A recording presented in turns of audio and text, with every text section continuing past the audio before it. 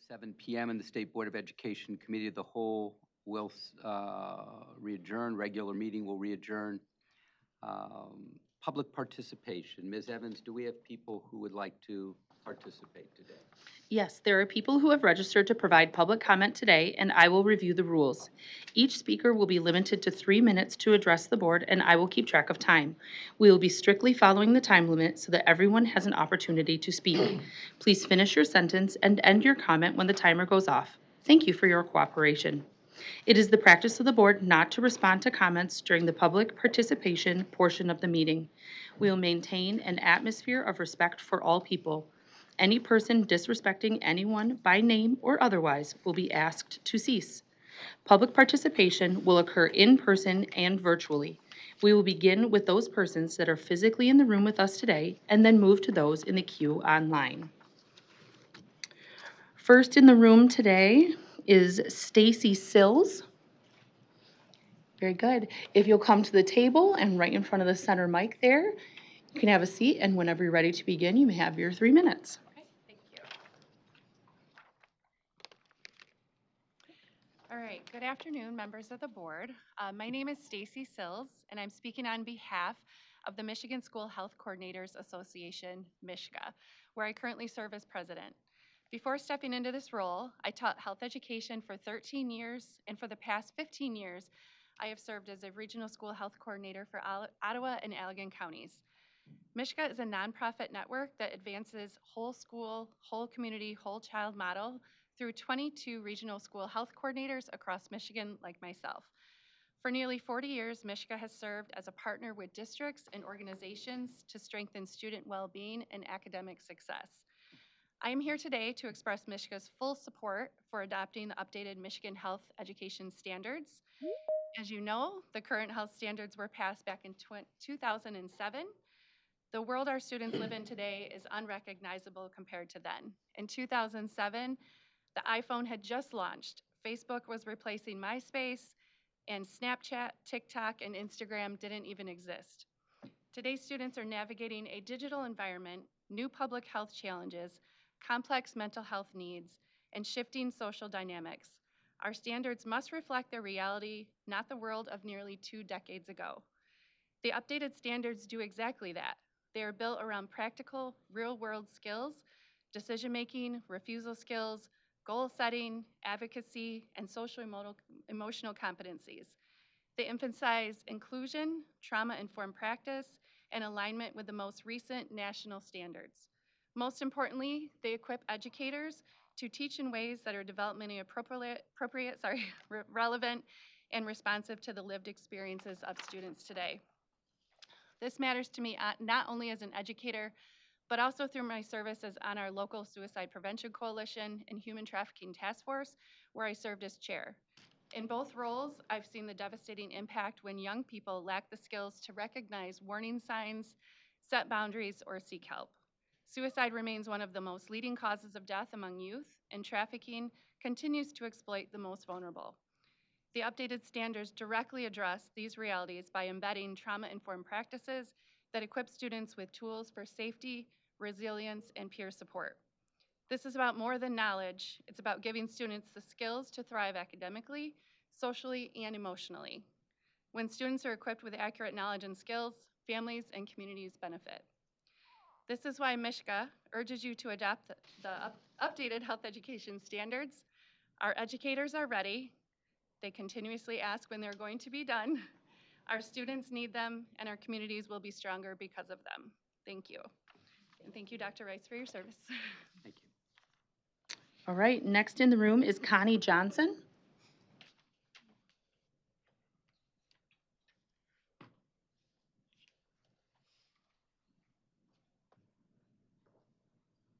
Thank you. And whenever you're ready, you may begin. Thank you. Good afternoon, members of the board. My name is Connie Johnson. I'm here as a parent and as a member of an organization called Michigan for Vaccine Choice. I find it really interesting that the board has decided to put in a resolution on the very subject for which I came to speak. regarding affirming Michigan school immunization documentation requirements, lawful exemptions, and family communication standards. I hadn't seen this prior, so I'm just going to speak to to what this nice lady was able to provide me with a copy of the resolution. First of all, we do have a very clear statute here in Michigan that provides for medical exemption, other exemption, and religious exemption. That statutory requirement is fulfilled when the parent hands in their written statement to the school. There is no ambiguity to that law at all in terms of what is necessary for an exemption to be perfected. So I want to make that very, very clear. Parents and guardians don't seek a waiver. That's something that's been conditioned for us to have to jump through an additional burden in order to get our exemption recognized. MICR, which is the Michigan Care Improvement Registry, is the immunization data portal that tracks vaccinations here in the state of Michigan. Currently, when parents do go to a waiver session, they are not informed of their rights that their information is being added into the MICR, which is a violation of state law. Additionally, they are not informed of their rights to opt out of MICR, which is also a violation of state law. There's a statutory responsibility for every encounter about vaccinations that this information, prior to being recorded within the MICR, is disclosed to the parents so they can exercise the right to opt out.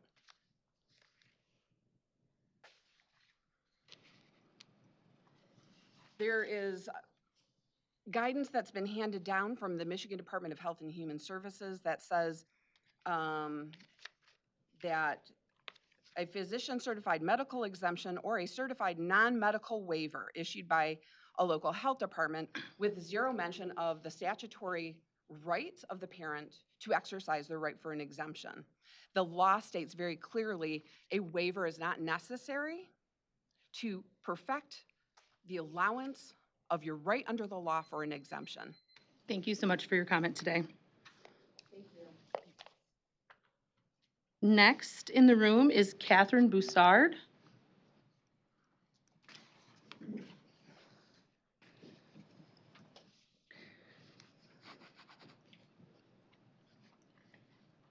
And whenever you're ready, she has the attachment and she's distributing it to board members right now for you. Okay? Thank you so much.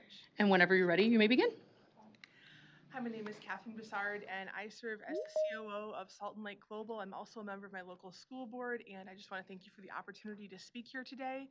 I'd like to address concerns on 2 agenda items. First, I strongly oppose the proposed Michigan Health Education Standards Framework as written. The proposal circumvents MCL 380.1507 and brings teaching about sex and sexuality into health classes where curriculum is not guided by a sex ed advisory committee. Instead, transparency is lost and radical ideas are taught to children in the class required for graduation. Specific areas of concern include but are not limited to safety 8.4.SAF, which embodies components of critical theory sowing unhealthy seeds of division and stereotyping, sexual health 8.2 SH points 1, 2, and 3, which fundamentally teaches children values that are radically different than many families believe and are not supported by science, promote dangerous and unhealthy behavior, and compel teachers, especially those of Abrahamic faith, to speak against their sincerely held religious beliefs or become unable to perform the criteria of their job. Then sexual health 8.3 SH refers to assessing the quote validity and what is quote credible sexual information without articulating standards for what those words mean. Contextually, it seems likely that these standards would again undermine those values of individuals of Abrahamic faith and deny the science of biology. This body should recall the words of Justice Alito in the majority opinion of Mahmoud v. Taylor so recently.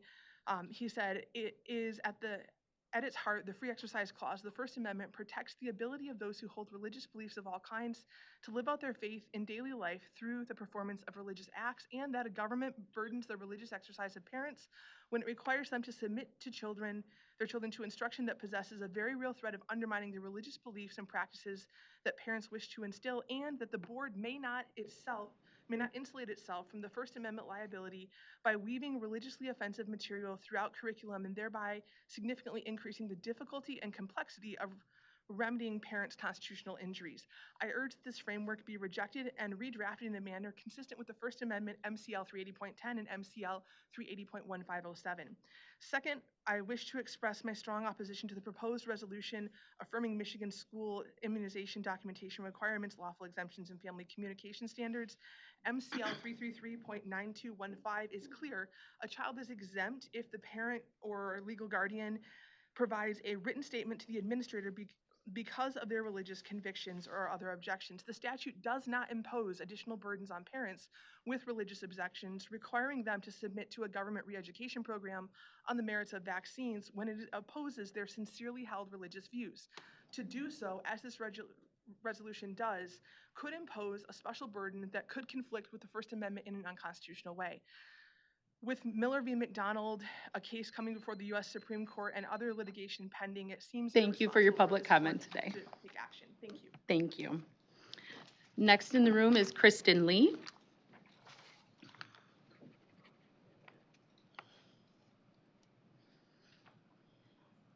Thank you, and whenever you're ready, you may begin. Thank you. Good afternoon, members of the board. My name is Kristen Lee. I'm from Livonia, Michigan, and I represent Citizens Defending Freedom. I'm strongly opposed to the health standards as presented just a few hours ago.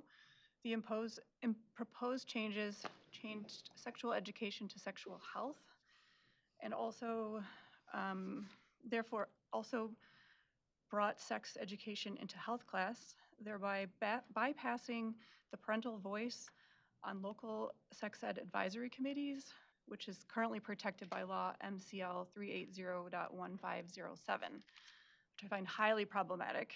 Also, I would remind the board that the recent Supreme Court decision, Mahmoud versus Taylor, which affirms parental rights protected in the First Amendment, would make this new proposed curriculum difficult for local districts to navigate federal and state policy conflicts, and putting them in an impossible situation to know what's right without risking funding.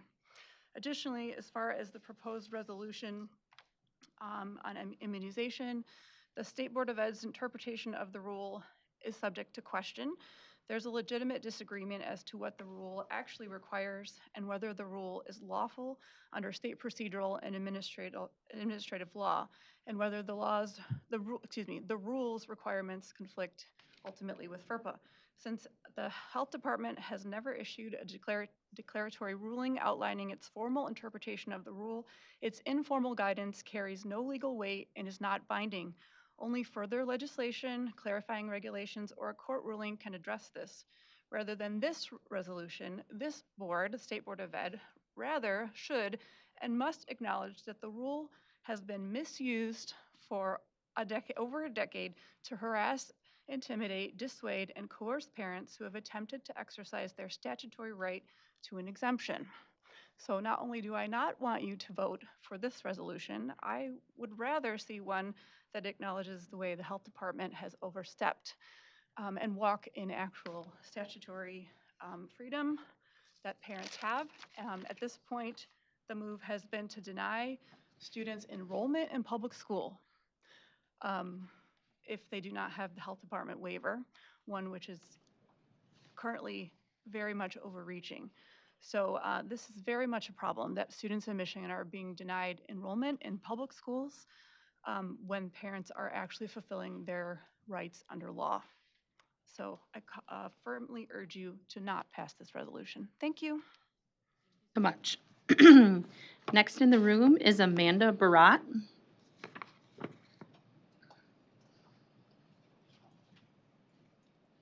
Thank you. And whenever you're ready, you may begin your 3 minutes. Thank you. I'm Amanda Barrett. I'm a therapist, a health educator, and the Associate Director for the Michigan Coalition to End Domestic and Sexual Violence. The coalition supports standards that are comprehensive, developmentally appropriate, trauma-informed, center survivor experiences, and provide examples and materials that resonate with the many identities that students in Michigan hold. These standards aim to do this, and the coalition was honored to be involved in the development of the standards. The coalition's violence prevention work focuses on fostering safer and more inclusive protective school environments and improving school climate and safety measures. The updated standards align with these goals. And I want to be clear, it is critical that these outdated standards are updated. The proposed standards understand and promote thinking processes going from an individual level all the way to examining environments and systems. They address attitudes, values, and beliefs that support positive behaviors and strategies to critically examine not only their own personal perspectives, but community and society as a whole. The use of grade bands give flexibility in providing education, making it easier for schools to have choice. The standards focus on providing information on root causes of behaviors and solutions that center on mitigating choices that lead to unhealthy behaviors. The framework includes necessary information related to risk and protective factors that are cross-cutting and are relevant to many social issues, including sexual violence prevention, domestic violence prevention, and human trafficking prevention, and includes social and structural determinants of health and health equity. The proposed standards mirror those recommended by the Center for Disease Control and Prevention and the National Health Education Standards and are in line with best practices. These standards provide the public with confidence that health education in schools not only teaches facts, but equips young people with the tools they need to make healthy choices, respect themselves and others, and thrive in safe and supportive communities. Thank you, and thank you for your service, Dr. Rice. Thank you so much. Last person in the room today is Heather Eckner.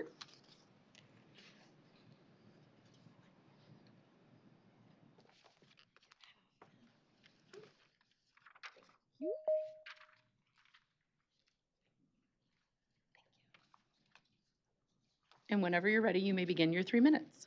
Good afternoon, board members, superintendent, and department staff. The Autism Alliance of Michigan appreciates the opportunity again to provide public comment. Looking back across our remarks this year, January through August, a clear through line has emerged. We've been elevating family voice, calling for funding reform, highlighting low graduation and high dropout rates for students with disabilities, challenging Michigan's over-reliance on alternate assessments, and demanding student safety by eliminating seclusion and restraint. Each month, we've spotlighted barriers that deny students with disabilities meaningful, inclusive education. Today, we turn to the special education complaint system, an essential safeguard when those barriers emerge. Recent Bridge Michigan reporting revealed state complaint investigations have risen 21% since 2018, while the special education student population grew by only 3.6%. Families are being forced to fight for services that are legally guaranteed. Yet too often, the process is slow, opaque, and ineffective. Even when violations are confirmed, corrective actions are not always monitored for meaningful completion. Families describe leaving the process demoralized with little evidence of systemic change. This is not a paperwork problem. It is a warning sign of systemic failure and eroding trust. The Individuals with Disabilities Education Act was enacted in 1975, 50 years ago this November, under a very different educational landscape. The frameworks of IDEA, never fully funded, are inadequate to meet today's standards. Funding has always fallen largely to the states. In Michigan, an especially outdated reimbursement system covers only a portion of actual costs, among the lowest rates in the nation. When schools are asked to deliver individualized supports without adequate resources, families are left to seek recourse through stronger advocacy, which includes complaints. Rising complaints are one predictable result of chronic underfunding. Expectations without resources are empty promises. To better understand and address these challenges, the Autism Alliance of Michigan has undertaken a multi-year state complaint project. To date, we've analyzed nearly 1,000 complaint reports spanning 6 school years, identifying trends and violations, non-compliance findings, and corrective action outcomes. Currently, we're working to develop a user-friendly complaint toolkit, which will empower families to navigate a process that otherwise feels inaccessible and adversarial. This work underscores that access without recourse is hollow. Unless state complaint procedure produce real change, families' rights exist only on paper. To rebuild trust and ensure equity, the Autism Alliance urges the board and MDE to treat complaint reform as a civil rights imperative, require transparent, tiered reporting on complaints, making them publicly available online, corrective actions, and outcomes, mandate monitoring and follow-through to ensure remedies are sustained, strengthening preventative systems like MTSS, trauma-informed practices, etc. I'll stop there. Thank you. Thank you for your comment today. We will now move to the queue online. Hello, caller, can you hear me? Hi, Liz. Hello, Mertz. Thank you. Whenever you're ready, if you would state your name, you may begin your 3 minutes. Hello, friends. This is Marilyn Mertz Schneider, retired state board executive and Michigan Department of Education employee. As you know, it's not my first time participating in public comment, but it is my first time offering comment. Thank you so much for the opportunity to reconnect with you and offer my thanks to Dr. Rice. As you are aware, Dr. Rice is passionate and dedicated. He spends long days and nights consumed with envisioning education for our great state. Actually, I'm not sure if he sleeps. The state superintendent has dedicated his entire career to education. He was insistent that every state board meeting include presentations from students and educators from across the state. As the students and educators joined each board meeting, we shared their successes. We leaned in, listened intently, learned new things, and smiled more broadly. We appreciated the opportunity Dr. Rice provided for us to connect and learn by bringing classroom and other educational experiences to us. Dr. Rice loves the students and basks in the hope they have for a bright future filled with endless possibilities. You may have seen photos of him sitting on the floor with groups of young students or in a crowd of teenagers. Behind the scenes, he has personally mentored several students and remains in their lives long after graduation. Dr. Rice, you have worked hard, but I hesitate to say enjoy your retirement. You deserve it. Because I know you. Any perceived free time will quickly flood with new possibilities to benefit others. May your new adventures with Lafette, your daughters, family, and friends be richly blessed. Dr. Rice, state board members, and MDE colleagues, I sincerely thank you for your public service and efforts to respectfully come together to do what you believe is best for students, teachers, and the citizens of Michigan. You remain in my heart. Thanks, your friend Mertz. Thank you, Mertz. Bye, have a good meeting. Thank you. Hello, caller, can you hear me? Yes, Thank you. Whenever you're ready, if you'd please state your name and where you're calling from, you may begin your 3 minutes. okay. I'm Kathleen Strauss.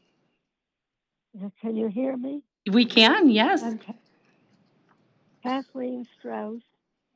I live in Detroit, Michigan. I'm a former member of the State Board of Education for 24 years, and I'm delighted to be here. I'd like to address the board. Thank you, President Pugh, and your colleagues on the State Board of Education. I want to congratulate Michael Rice for his years of service and leadership. I first met Dr. Rice when I visited the Kalamazoo schools years ago, and he was the superintendent. He impressed me very much with his relationship with the faculty and the staff and the students in Kalamazoo. He was very positive and very cheerful he apparently did a great job in Kalamazoo. And I was pleased when the state board, I just retired from the board, and the state board selected Dr. Michael Rice as superintendent of public instruction, which I thought was an excellent choice. And I think he proved to be an excellent choice. He did a great job, and I want to congratulate him on his years of leadership of public education and his vision, his excellent ideas, and help in creating leadership for the state education system. I want to congratulate you and wish you a healthy, happy retirement from your leadership position. Thank you very much for serving as a superintendent of public instruction and the leadership you provided to the education system of Michigan. Thank you very much. Congratulations and good luck to you in your retirement. Thank you to the state board for having me deliver these few remarks to honor Dr. Michael Rice. I think he deserves it. Thank you. Thank you so much. 102 in December. Unbelievable. Hello, caller, can you hear me? I can. Yes. Thank you. Good. If you'd state your name and where you're calling from, you may begin your 3 minutes. Absolutely. Good afternoon, board. This is Cassandra Albridge, and it's great to just hear Mertz and Kathy Strauss. And for those of you that don't know me, I served on the board for 16 years. And like Mertz, this is the first time I've been on this side of public comment sphere, and it's great to see all of you. I'm calling today to recognize and congratulate Dr. Michael Rice on his upcoming and very well-deserved retirement. While many people find themselves employed, some are fortunate enough to build a career, but the truly blessed are those who pursue their passion. And I can't think of a better way to sum up Dr. Rice's decades of service. As the past president of the board, I worked closely with Dr. Rice and witnessed firsthand his dedication to Michigan's children. On Sunday evenings, when most people are enjoying family dinner or they're relaxing, getting ready for the work week, Dr. Rice is already working. He's making phone calls, he's checking in, he's focusing on what's coming up. And I know this because I was the recipient of many of those phone calls. And some of the most thoughtful conversations about public education took place well after quote unquote working hours with Dr. Rice. So I just want to say, Dr. Rice, you've demonstrated steadfast leadership during some of the most difficult times in recent history, and you did so with a commitment to fostering student advancement under extremely challenging times. And you have done this with an air of civility, even in the face of some very uncivil discourse. So I wanted to call and say thank you for your decades of service and your contribution to Michigan's education community. And I wish you all the best in your retirement and the exciting adventures that lie ahead. But I know we'll still be seeing you around because there's no way you're giving up your passion. So thank you so much. And thank you to the board for all you do. Thank you so much. Okay, let's get back to business. Hello, caller, can you hear me? Yes. Thank you. If you'd please state your name and where you're calling from, you may begin your 3 minutes. Thank you. This is Cheryl Kennedy, and I am calling from National City, Michigan. And I'm just calling to congratulate Dr. Rice on time well served as state superintendent. And I wanted to give a minute to thank him for a number of things that I personally witnessed him achieve during the time that we worked together. Number one is he faced the pandemic and supported schools and families in the state of Michigan when he was just learning his role as state superintendent. I think you were a state superintendent for maybe 2 weeks, it felt like, before that all started. And it was a crazy time, and you managed it masterfully. Dr. Rice advocated for bold change and investment in teacher pipelines, and he made Michigan a leader in teacher creation and retention. Dr. Rice led the department as they led the way to sweeping changes in literacy instruction and teacher training. He moved the state to the highest high school completion rates, I think, ever. He moved the state to the highest AP participation and successful test completion ever. And those were all things that Dr. Rice, that came from him, his ideas, his motivation, his love for the schools and students and teachers and staff here in Michigan. I could go on and on, but I just want to finish by saying it was an honor to serve under you, Dr. Rice, and good job doing your good work. I hope you enjoy your retirement. Thank you. You're welcome. Hello, caller, can you hear me? Yes, I can. Very good. If you please state your name and where you're calling from, you may begin your 3 minutes. David Hecker from Huntington Woods, Michigan. Very good. Thank you. Afternoon, State Board and the MDE staff who are in the room. I thank you all for everything that you do, your commitment to the children of Michigan. The department does great work that benefits so many.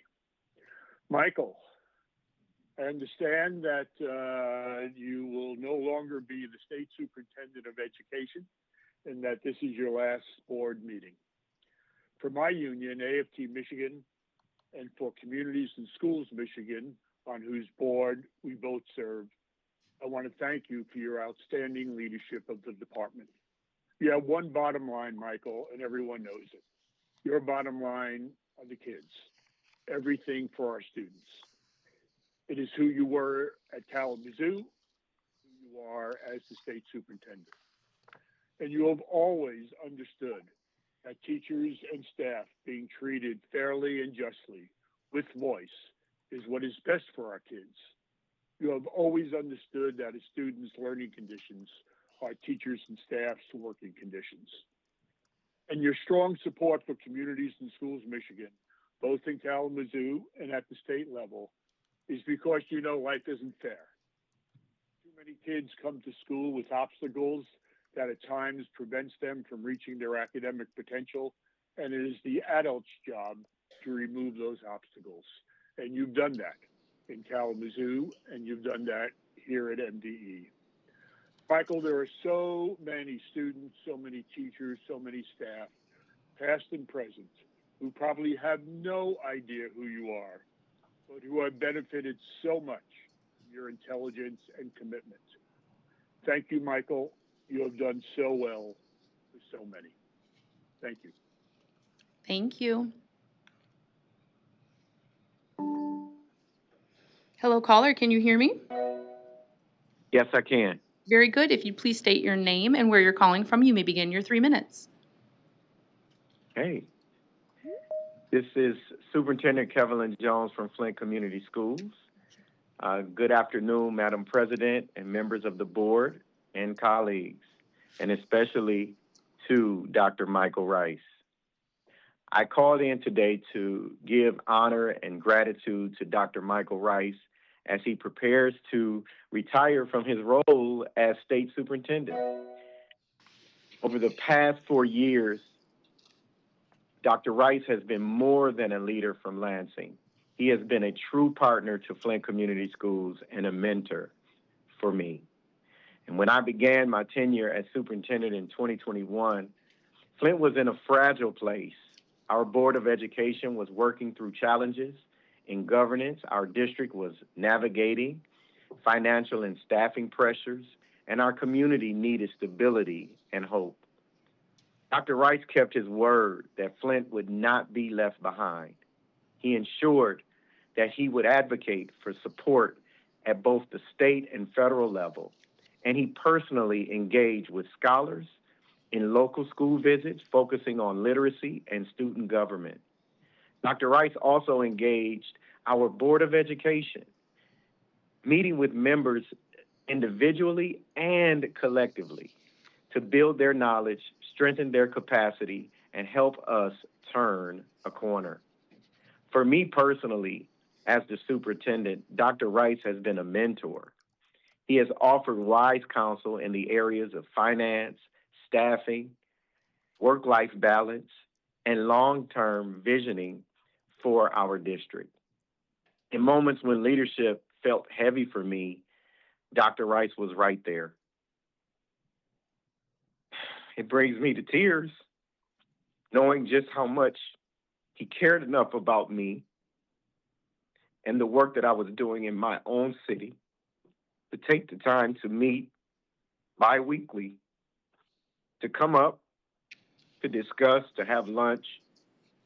And when things were hard for me, he stepped in and he gave me wise counsel. Dr. Rice, on behalf of myself and Flint Community Schools, I want to say thank you. Thank you for believing in me. Thank you for believing in us. Thank you for not forgetting about the residents of the city of Flint. Thank you for the time you took to honor Flint, to ensure a successful future by ensuring that Flint Community Schools received $35.9 million for infrastructure. Thank you for telling me the things that no one else would. Thank you for sharpening me. As the Bible teaches me that iron sharpens iron. And you've definitely done that for me. We wish you well in your retirement. I'll miss you, Dr. Rice. And I believe that you will carry on the message about Flint to our next superintendent so that he may be able to support us. And if he does half of what you've done for Flint, Flint will live on and thrive for years to come. Thank you. Thank you. Hello, caller, can you hear me? I can. Yes. Oh. Thank you for. If you could mute the YouTube in your background, yep. And when, thank you. If you'll please state your name. Oh, if you'll mute the YouTube. Hang on. Okay, All right. there you go. If you'll please state your Oh, name. my God. Okay, you ready? I think I heard it, yeah. Yep. Okay, very good. If you'll please state your name and where you're calling from, you may begin your 3 minutes. Hi, this is Kathy Boer. I'm calling from Cadillac. I'm a school health coordinator at Northwest Education Services in Traverse City. Prior to this position, I taught high school health in Cadillac for 10 years. I'm speaking to you today as a health educator and in support of updating the health education standards framework. I had the privilege of reviewing the proposed updated health education standards, and I am in full support of our students receiving updated, inclusive, and accurate relevant health information. We, as educators, know that knowledge alone does not drive behavior. Our students need the skills necessary to make informed and responsible decisions.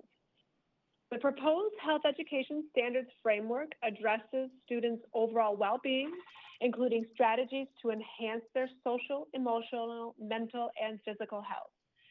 The proposed standards include skills and information necessary for students to improve their health outcomes and health-related behaviors.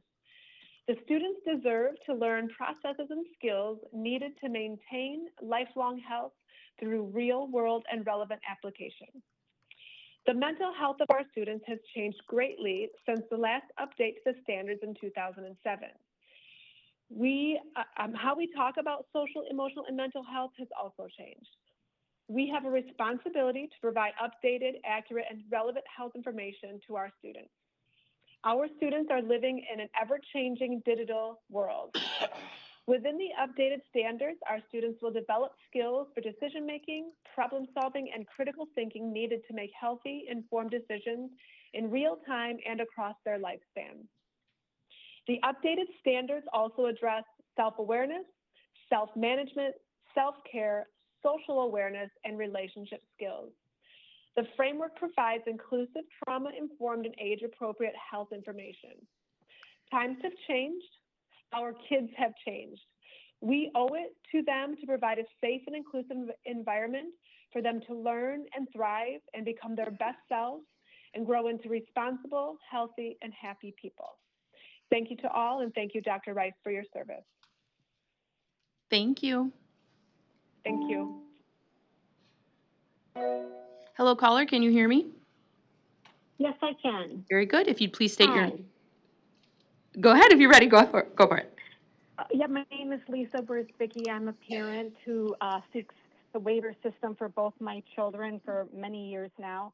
I just like to make a point to anyone who's in the room who doesn't vaccinate. Sometimes you just don't understand the law. We as parents who don't vaccinate understand how to keep our kids healthy, and we do understand the law. And this is the rights of parents. Michigan has a system that honors that. And this new system, because of Michigan Health and Human Services, the health department, we have now a mistrust going on toward that department, because not only does the state law not support this, it's just not true. And this is stated on your forms. Also, the cause of mistrust is also with the school system, because they don't know what's happening. They're just listening to the Michigan Health Department. It also causes a mistrust with, because it's a one-sided conversation when you go in for the waivers. You're just causing a divide, I feel. Also, if you don't already know, it just doesn't make sense that someone who is a child who has hepatitis B, they're able to go to school. But my child who doesn't have that vaccine has to go and get a waiver multiple times. I've had to go for preschool 3 times, then kindergarten, then one in middle school. So I don't understand how many times I have to go in. The last time I did go in, they told me it was online, and I never got a phone call back. I've had other people needing help to get the waivers. No one's answering the calls. It's not being emailed. We don't need the education. I think that we should be educating you. Thank you for your time. Thank you.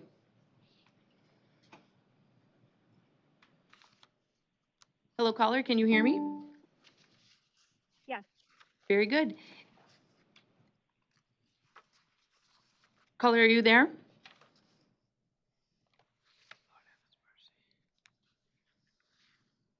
Yep, sorry, I had my phone on mute. Thank you. I appreciate it. If you please state your name and where you're calling from, you may begin your 3 minutes. Good afternoon. My name is Dr. Tanya Whitehead, and I serve as president of the Michigan PTA. On behalf of our members across the state, I want to begin by expressing our gratitude to Superintendent Rice for his years of leadership and for the spirit of collaboration he has shown with PTA. We deeply appreciate the opportunity to partner on behalf of Michigan's children and families. The Michigan PTA believes in supporting the whole child, emotionally, intellectually, physically, socially, environmentally, and spiritually. Our longstanding position is that student health and academic achievement are inseparable. Schools cannot succeed in their mission to educate unless student health needs are recognized and addressed in partnership with families and communities. I want to commend the department for developing updated health education standards that reflect many of the elements our members have long supported. Comprehensive K-12 instruction, attention to mental and emotional health, substance use prevention, physical activity and nutrition, and an emphasis on safe and supportive school environments. These standards rightly acknowledge that family and community partnerships are essential, and that health education is not an extra, but a foundation for learning and thriving. For these reasons, Michigan PTA supports the passage of these standards. We believe that they will help create healthier, safer, and more supportive schools for every child in Michigan. At the same time, I would urge continued attention to several areas central to PTA's position. Comprehensive school health programs must include accessible health services, counseling support, and wellness initiatives for staff as well as students. We also ask that the vision in eye health be recognized as vital for readiness and achievement and that nutrition programs in schools remain aligned with the goal of serving every child healthy, culturally relevant meals. Michigan PTA looks forward to working with the department, with local school boards, and with families to ensure that the strong foundation of these new standards is matched with equally strong implementation and resources. Together, we can provide comprehensive health programs and support every branch of a child's development and every member of the school community. Thank you. Thank you. For learning and thriving. For these reasons, Michigan PTA supports the passage of these standards. We believe that Hello, caller, if you'll please mute YouTube in the background. at the same time, I would urge. Thank you. If you please state your name and where you're calling from, you may begin your public comment for 3 minutes. Hello, good afternoon. This is Paulette Brock from Kalamazoo, and I volunteer with Parental Rights Foundation. Thank you for your work for Michigan schools. We appreciate it. Parents need to be in charge of health decisions for their children, not the schools. Parental rights should be a priority. This perspective is critical. If schools will stick to education, we will have better results. Kids get too many vaccines, and many have been proven to be harmful. There are many dangerous listed side effects on the vaccine manufacturers' inserts that include death, which has been a reality for some. Leave this issue alone. The Michigan Board of Education should not be involved in medical issues.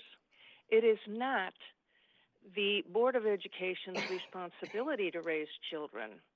Please stick to education issues and leave health issues to the parents. Parents need to be in charge of health decisions for their children, not the schools. Parental rights should be a priority. Thank you for considering these issues, and God bless you. Thank you. Thank you. Continued attention to several areas central to PTA's position. Hello, caller, can you hear me? Yes. Thank you. If you have YouTube going in the background, will you please mute it? It is mute. Thank you. I appreciate it. If you'd please state your name and where you're calling from, you may begin your 3 minutes. My name is Crystal Paulson. I'm calling from Dearborn. I wanted to speak on the behalf of parents having the right to opt out for vaccination, especially for medical, because my son actually had an adverse reaction, and I have that medical exemption, and parents have the right to say medically what they feel fit for their child. And then also, I sat on the Sexual Education Advisory Board in Dearborn, and I wanted to speak about the sex ed curriculum. I'm going to pull the Band-Aid off. Since we're talking about medical, I don't know if this has actually been said, but there's actually stuff in the 4 curriculums that can actually harm a child. I'm talking about fruit for the size of fisting, also with rolling pins, mixers, you name it. I know how to make a pocket cat out of a banana and a condom. You put it in the microwave. This stuff can actually harm a child. A parent will end up having to take that child to the emergency room, having to explain why did he or she have something lodged in their body cavity. Are you guys ready to be blamed for this? Because we're going to have kids hurt. And that is the main reason it was a 9-1 vote in Dearborn. And we kept our legacy copy beautiful. We have it in binders. We did not want that stuff. The 4 curriculums, 9-1 vote. Think about that. We are going to harm our children. Are you guys ready for responsibility? And good riddance, Dr. Rice. Okay. Hello, caller, can you hear me? I can. Thank you. If you please state your name and where you're calling from, you may begin your 3 minutes. Okay, thank you. My name is Bailey Lambert. I am calling from Leonard, Michigan. I am a mother of 5 children, 4 of whom are still in Michigan public schools, and I urge you all not to vote in favor of adding the immunization waiver process as a partnered role alongside Michigan Department of Health and Human Services. As you know, parents already go through the Michigan Department of Health and Human Services waiver system, which provides medical, religious, philosophical exemptions. That process is anything but simple. I have personally completed more than a dozen education sessions, and on several occasions I was forced to return because the health department errors, missing signatures or incomplete forms. While the burden always fell on me, this is not a rare inconvenience, it's a reality many families face. Adding yet another layer of requirements does not protect students, it punishes families who are following the law in good faith. These extra hurdles are not about health or safety, they're about making the process so difficult that parents give up their rights. That is discriminatory and unfair. It is also outside this department's scope. Immunization rules belong to the MDHHS, not the Board of Education. By overstepping this policy, it blurs the lines of authority, confuses families and schools, and undermines the statutes already in place. Your role is to ensure educational access, not to create new barriers. I respectfully ask you to vote no on this proposal. Stand with parents, with students, and stand against unnecessary and punitive overreach. Thank you. Thank you.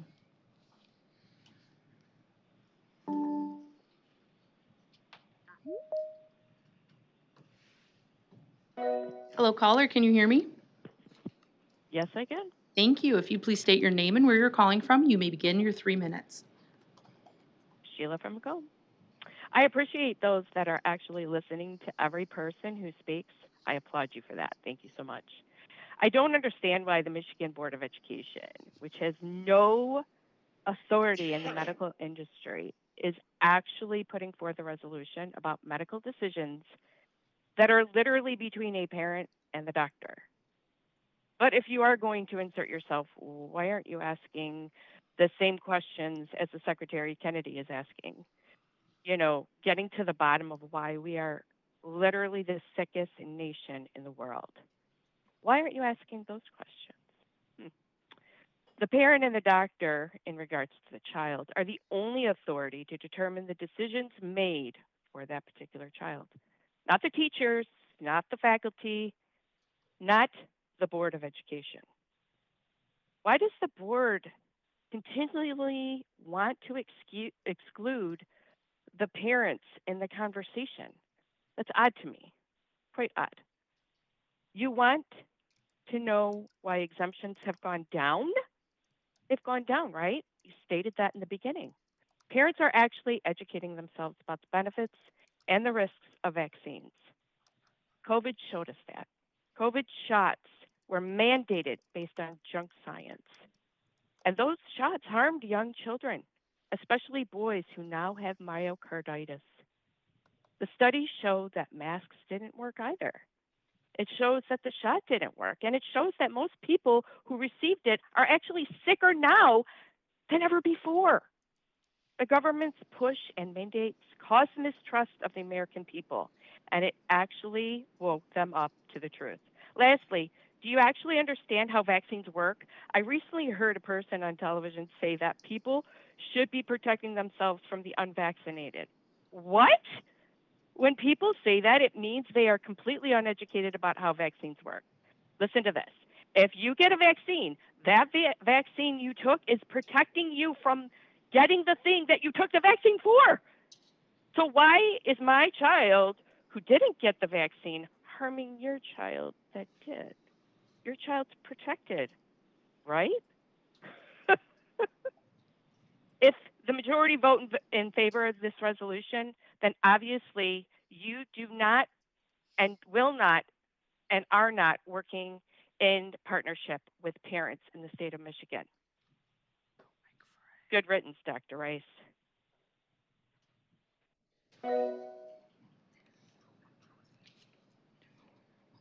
Hello. Oh. You know why exemptions Hello, caller, can you hear me? have gone down? Yes, I can.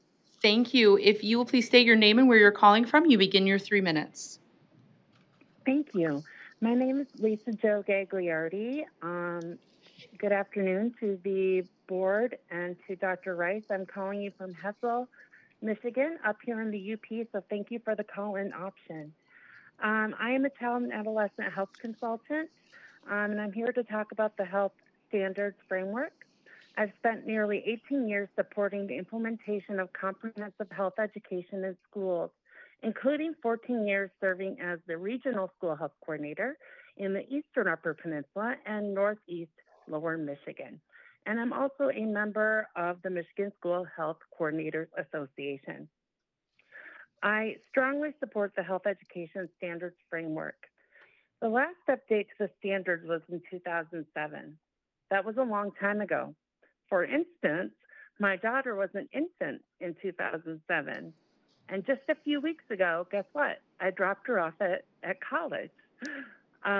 So you can see that times have changed over the many years. Our health needs of our youth are different. They're more complex than they were in 2007. And the updated health standards framework is imperative to meeting the needs of our students today. These standards take a whole child approach, supporting students' physical, mental, and emotional needs. The standards are skills-based and allow students to build self-efficacy for using health skills in real life to stay healthy and safe now and into adulthood. These updated standards emphasize real-world practices and lifelong skills, integrate social emotional competencies across all health topics, and address emerging issues such as technology, social media, vaping, opioids, and crisis-related health challenges. The new health standards framework uses grade band standards that will allow educators needed flexibility to meet the standards while tailoring their instruction to local level needs. By adopting these standards, we equip students with the skills they need to navigate today's challenges and build healthier futures. I urge you to support the updated standards as a critical investment in our children and communities. Thank you. Thank you.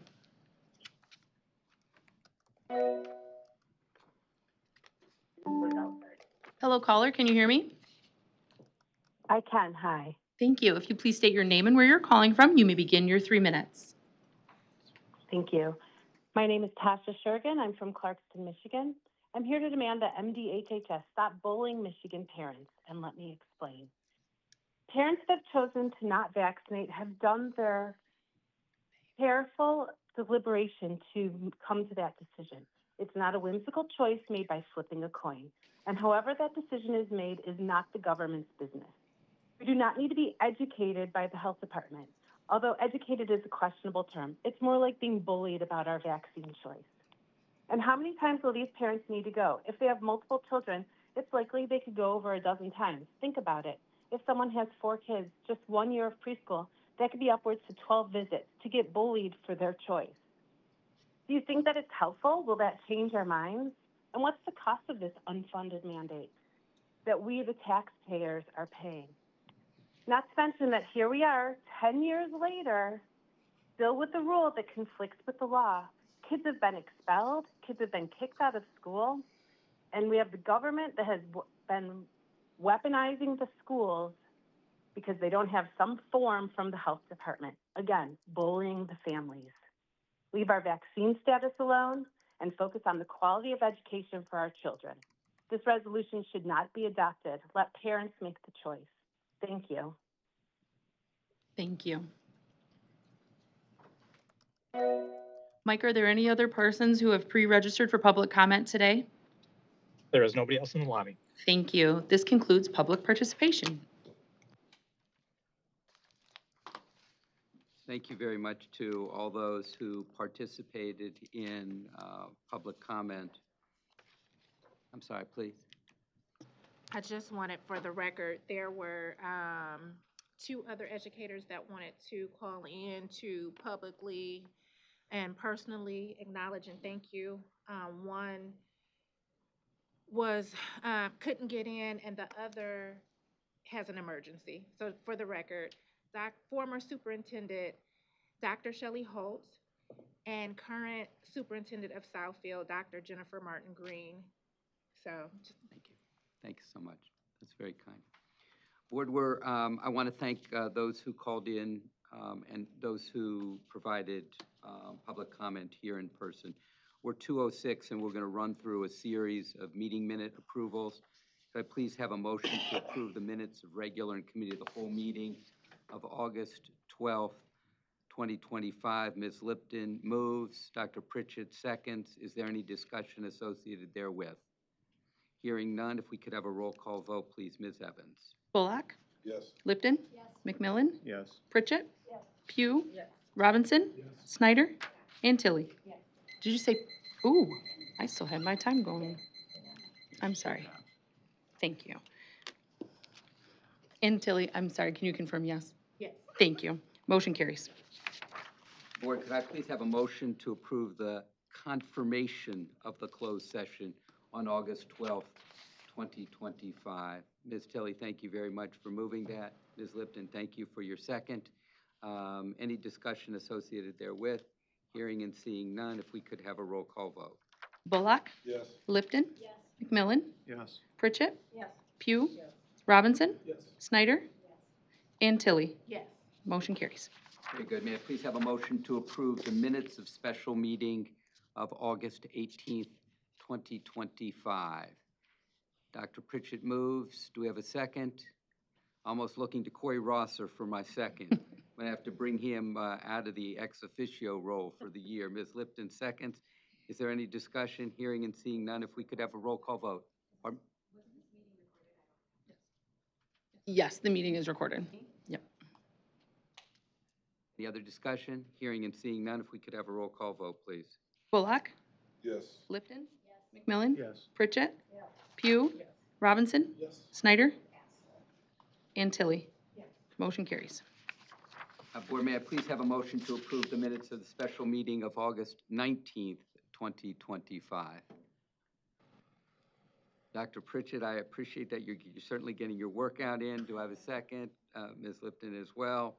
Any discussion? Hearing and seeing none, if we could have a roll call vote, please. Bullock? Yes. Lipton? Yes. McMillan? Yes. Pritchett? Yes. Pugh? Yes. Robinson? Yes. Snyder? Yes. And Tilly? Yes. Motion carries. Board, could I please have a motion to approve the minutes of special meeting of August 26th, 2025? Ms. Lipton moves. Do I have a second? A lot of hanging chads out there. Second by Dr. Pritchett. Any discussion? Hearing and seeing none, if I could have a roll call vote, please. Bullock? Yes. Lipton? Yes. McMillan? Yes. Pritchett? Yes. Pugh? Yes. Robinson? Yes. Snyder? And Tilly? Yes. Motion carries. Board, we are now into September. Could I have approval of the minutes of the Legislative Committee meeting of September 4th, 2025? Moved by Dr. Pritchett, seconded by Ms. Lipton. Any discussion? Hearing and seeing none. Correct. Will you just ask your question with the microphone on, just so we can get it recorded? Was the meeting recorded? Yes, it was. Thank you. Any other discussion or questions? Dr. Pugh. Can we get clarification on what pass means at this table? Pass means abstain. It gets recorded as an abstention. Okay. And to abstain, well, okay, all right. I'll take that up at another meeting. Thank you. Yeah. Anything more for the good of the group? If not, if we could have a roll call vote on approval of the minutes of the Legislative Committee meeting of September 4th, 2025. Bullock? Yes. Lipton? Yes. McMillan? Yes. Pritchett? Yes. Pugh? Yes. Robinson? Yes. Snyder? And Tilly? Yes. Motion carries. Board, it is 2:10, and the next item on today's agenda is the presentation of the proposed standards for the preparation of teachers of visual arts. This proposal is presented to the State Board for the adoption of new standards for preparation of our teachers of visual arts in grades pre-kindergarten through 12th grade. This presentation will be followed by a period of public comment and a request for approval at a future meeting. We welcome our presenters. Dr. Michelle Harmala, Deputy Superintendent, Division of Educator Excellence, Career and Technical Education, Special Education, and Administrative Law. Ms. Kelly Brozanski, Director of the Office of Educator Excellence.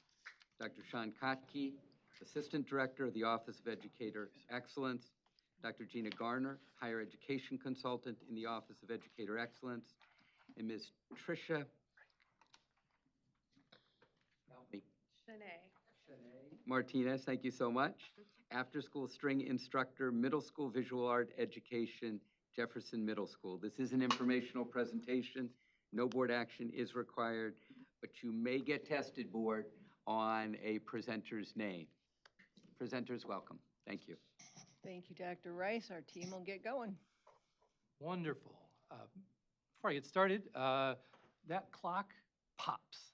I love the color on that. Speaking of visual arts, I noticed that from back there. The digital clock. Well done. All right, we are here today to present you updated standards for the preparation of teachers of visual arts. The Michigan Department of Education's revision of the certificate structure is now reaching into our PK-12 endorsement areas. That includes visual arts and, at an upcoming board meeting, music. Our previous preparation standards in this area were approved in 2001 and were in need of quite a bit of updates. One, to align to national visual arts education preparation standards, and also to encompass a modern emphasis on digital literacy and digital access. This work is directly aligned with Goal 7 of a top 10 strategic. This work is directly aligned to Goal 7 of Michigan's top 10 strategic education plan to increase the numbers of certified teachers in areas of shortage. We operationalize this as improving the quantity, quality, and diversity of our educator workforce. And this work you'll see is specifically centered around improving the quality of the workforce.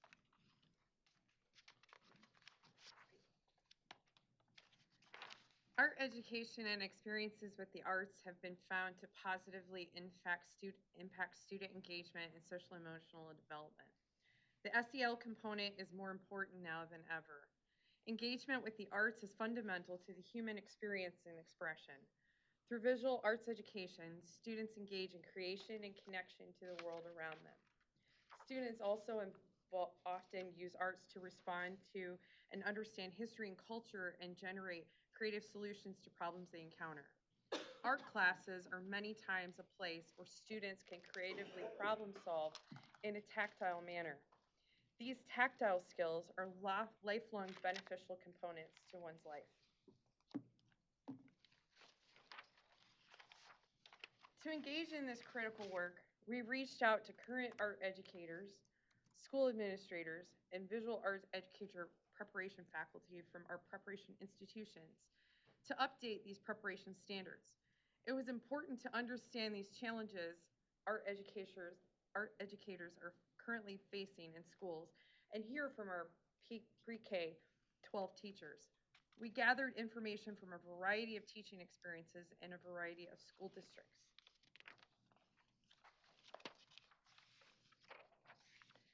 Committee members initially reviewed the current standards, examining research from the field of art education, and reviewed national standards that are available to determine if the current standards are still relevant and valid, or if a revision or adoption of the national standards was in order. After discussion and consideration, the committee recommended writing new standards, usually the National Core Art Standards and the National Art Education Association standards as a model. This included determining domains or vital areas of art educator preparation, then categories of practice that are essential to art education within those domains. Standards were then written to include critical components that anchor current visual arts educator practice. The 5 domains of visual arts education proposed in these standards are curriculum and design, or how teachers cultivate relational learning in the classroom; core content, how teachers develop an applied knowledge base of art and design content to teach in meaningful ways and for professional artistic growth; learner-centered practice, how teachers commit to standards or students and their learning, growth in professional practice, how teachers reflect and build upon experiences and analyze professional practice for continuous improvement, and creating community and building internal and external relationships, how teachers participate as active agents in learning communities. These domains are further delineated by categories of practice. The categories of practice outline visual arts teacher knowledge and skills essential to effective visual arts instruction.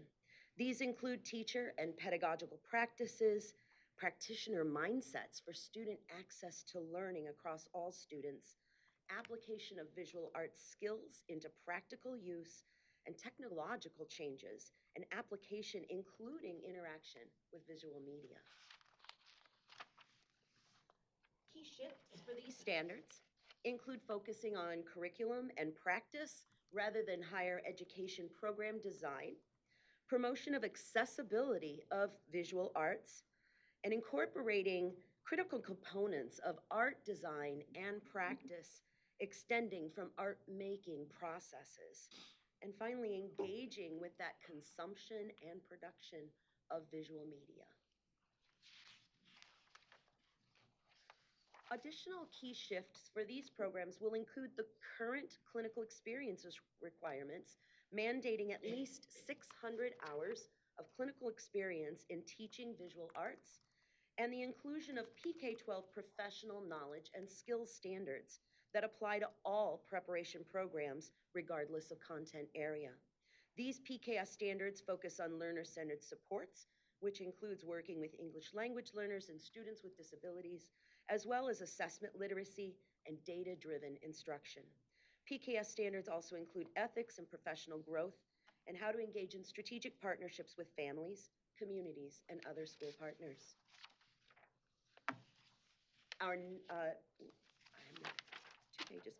The development of these standards began in August of 2023 and included initial drafting, a couple of rounds of targeted feedback from the field, and then revisions based on those targeted feedback. Next steps will include a period of public comment, followed by a reconvening of our stakeholder committee to review comment and revise standards as needed. These will then return to the State Board of Education for approval. Once approved, we will begin technical assistance to providers wishing to revise their current visual arts preparation program, and we will begin the creation of a new licensure test based on these standards. And we thank you for your time. Are there any questions?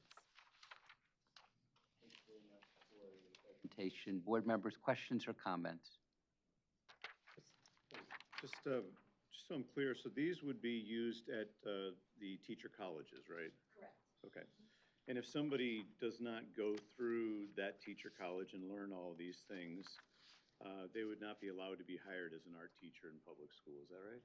They would not be able to achieve a certification recommended by one of our institutions, correct.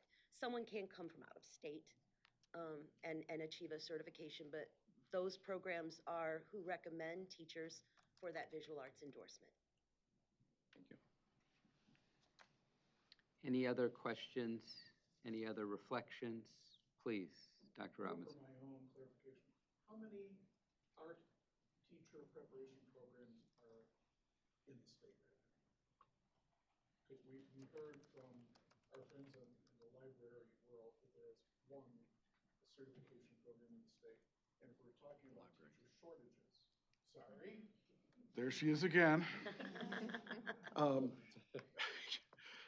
If we're talking about teacher shortages, then the number of those programs would be relevant, and then the number of students in those programs would be relevant. So do we have a seat of the pants number for how many universities are offering art teacher prep programs? I see someone adding. Kelly and I are racing. I want to guess. And we're going to do an over-under. 15-ish? 15, let's see.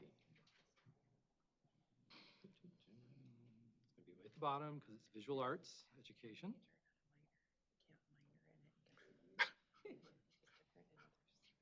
Maybe we need an abacus here. Yeah, exactly. We will be ready with that one. All right, so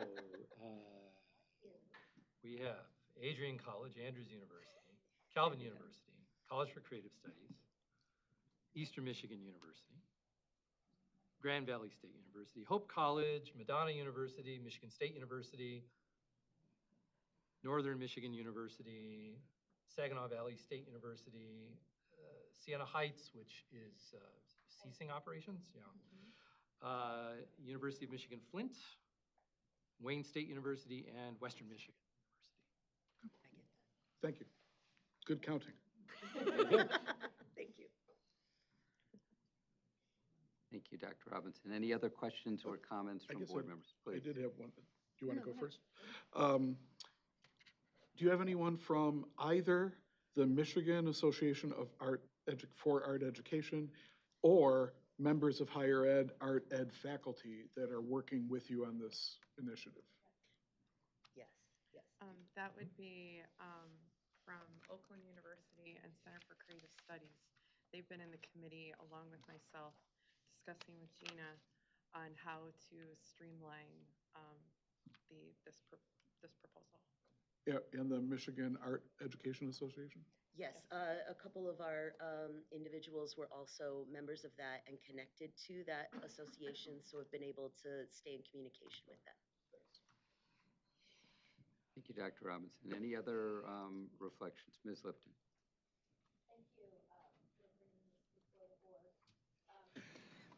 Just so the last standards that were adopted were 2001, and now it's 2025. I'm just curious, what is the general? I mean, it's a lot of work to redo the standards, clearly. So it's not something that can be done, obviously, sort of just, off the cuff. So I understand that. What is the? I mean, just what is the normal rhythm?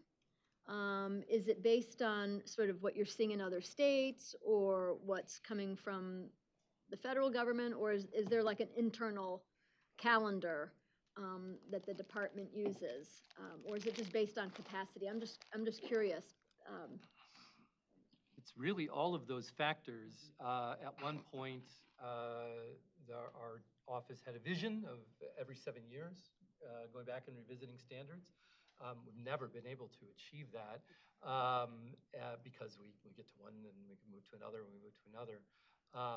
And so one of the thoughts in the mind of our stakeholders when they're working on standards is we think we'd like to come back to these within a decade and see, do they need refreshment? But just in case we don't, let's make sure the language, or don't have the opportunity to, let's make sure that the language feels eternal, doesn't feel too time-bound to today. Thank you. That makes sense. Thank you. Thank you, Ms. Lipton. Any other questions or comments? Fears or phobias? Gone once, twice, thrice. That was not an invitation, Dr. Kotke. Oh, all right.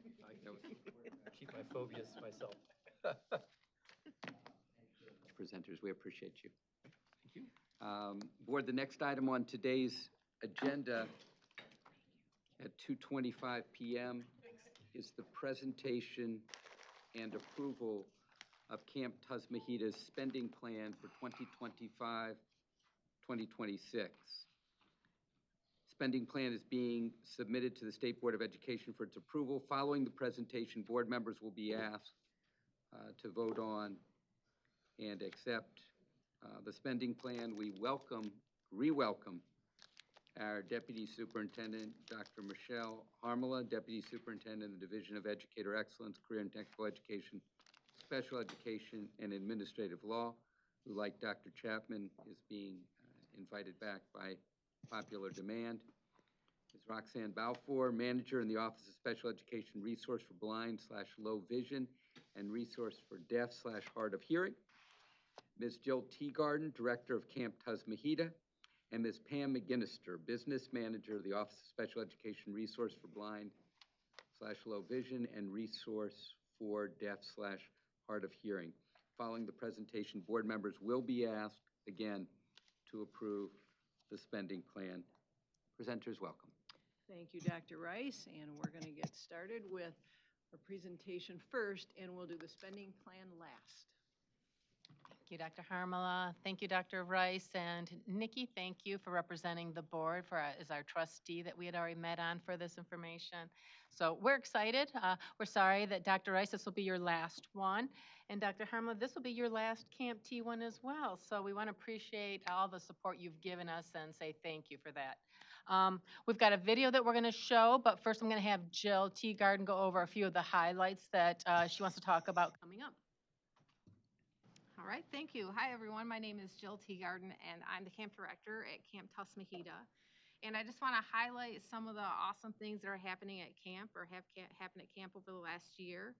One of the things that are going to help our staff is we have a new website and reservation system that we're hoping to have that go live in October or sometime in the fall. And that will help with our whole process of reservations on the outside. We've been struggling with that for the last 3 years. We've had some broken pieces, so that's going to help us a lot. And some of the programs that we've been doing at camp over the last year, some of the highlights would be our Little Explorers program, which is a preschool program that we started about 1.5 years ago, about 2 years ago now, and that's really gaining some momentum. It focuses obviously on our preschoolers, but it gives them the opportunity to come out to camp every other month during the school year. And during that time, they have their parents there. It allows parents to connect with one another. It allows those parents to gain resources and connections with each other. We had a Mom's Weekend, a Women Connecting Outdoors Weekend, which was actually called Roots to Wings. And that helped establish some parental groups. So they actually have some meetings outside of camp that really gained some momentum with parents not just coming to camp to meet, but also outside of camp. So they've had play dates with one another and their kids, and we're continuing that program again next year. Another program that was a big success was our Connecting with Confidence camp, where we brought our blind, low vision students out to camp, and they were mentored by older campers, previous campers, some that had been there to camp probably 25 years ago or more.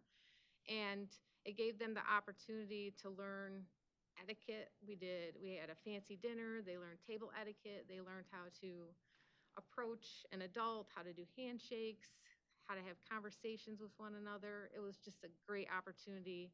And they ended it with a great dance. They had a dance and learned some dance moves. We worked with Greenville Public Schools, and they came in. Some of their students came in and did some dancing strategies and how to dance and interacted with them. It was a great event, and we had a lot of positive feedback from parents and from the students on that particular program. We've had a lot of other programs throughout the year. I could go on and on and on about the great things that are happening. I just also want to invite you back out to camp if you have the opportunity. You guys have been out before, everybody on the board here. So if you have the opportunity again, we would love to have you come and see it in person. So thank you for the opportunity to share today. We're going to go ahead and pass out a report. Elizabeth Flores from our office, a manager who oversees some of our work, is going to pass that out. And I hope you take the time to see the smiling faces. That's what camp's about. If you just take a minute and close your eyes right now, just close your eyes and imagine being in a school with all sighted people except for you. Camp is that place where kids can come and be a kid, where they can enjoy others who are blind, low vision, not feel alone and feel welcomed. It's 300 acres, and it was there since 1974. I mean, this has been established and long running for a while. So when you see these faces, we're excited. It makes our work so worthy. This is like the best job ever.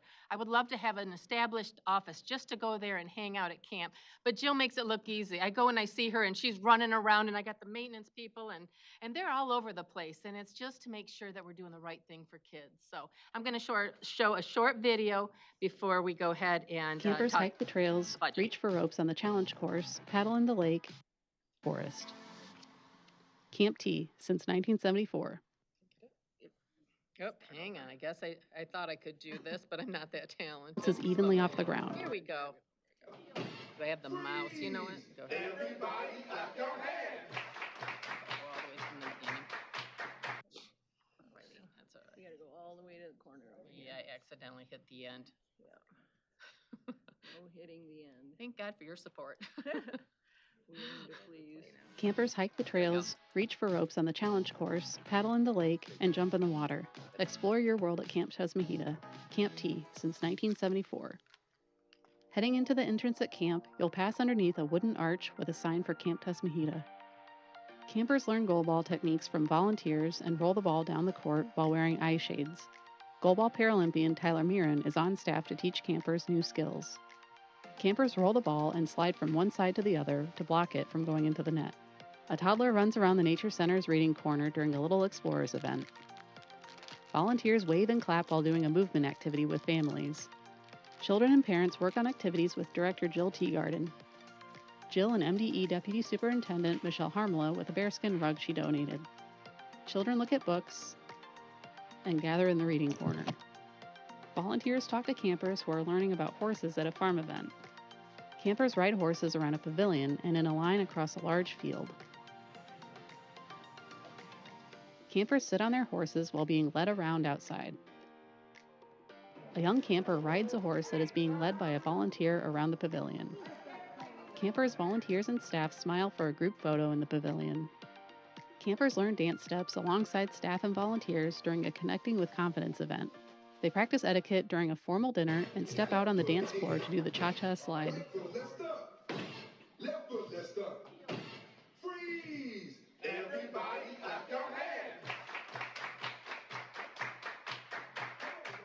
Campers pose alone and together with props in front of a red background with gold stars and twinkle lights.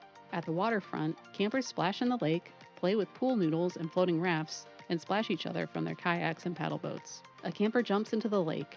Other campers splash and swim in a roped-off swimming area. Campers line up at the edge of the dock and jump off at the same time. Campers play in the water on foam mats while a lifeguard keeps watch on the dock. 4 campers cool off on the dock with freezer pops on a sunny summer day. Lifeguard Matt laughs while holding a rescue tube. A camper splashes in the lake. A camper and volunteer canoe on the lake on a sunny morning. A camper smiles while holding a small fish he has caught. A camper and volunteer ride a paddle boat in the lake. What do you enjoy about Camp T? I think my favorite thing about camp so far, because this is my first time, is the staff. The staff are really nice. The food's really good, and also maybe the lake. I enjoy just like it's mainly nature. I like that part about it, and I like all the different fun activities and stuff that they have to do here. I like it because we were able to see and make new friends. I like how the counselors make the campers walk independently, do things independently, because that's what we want to be. We want to be independent. A camper tests their skills on the rope challenge course, navigating from one point to another while walking on a rope just off the ground. Everyone cheers when she reaches the end. Campers reach for and hold onto vertical ropes as they make their way across the course. Camp Director Jill Teagarden smiles and claps to cheer campers on. More campers make their way across the course while others stand by to support them. Several campers stand or sit on the wooden whale watch platform in the woods. Campers work together to position themselves so the platform balances evenly off the ground. Camp consultant Tyler Mirren supervises as campers adjust their positions. The platform leans one direction and then the other. Arts and crafts. A camper wearing safety glasses makes a fun mess while working on a craft project. Jill supervises a camper pumping air into a soda bottle rocket he made. After a final pump, the rocket launches above the sports field. Campers work on more craft projects, including painting a canvas, beading, and painting a large backdrop. At the archery range, campers practice holding a bow and arrow and shooting at a target. 4 targets are lined up against a green backdrop with a balloon placed on each bullseye in the center. Campers pull their arrows out of the targets. A camper poses with her target. 1 arrow is in the yellow center. A camper wearing a harness pauses toward the top of the climbing tower. Another climbing camper smiles while figuring out her next move. Several campers wearing safety harnesses climb the tower on a sunny summer day.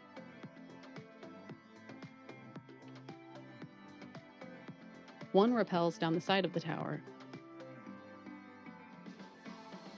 A camper reaches the middle point of his climb, where the tower switches from angled to fully vertical. He pauses to figure out where to go next and looks down at the ground. The road in and out of camp winds through a thick forest. Camp T, since 1974. Cool. Great video. Right, so that's our video, a snapshot of what we do throughout the year.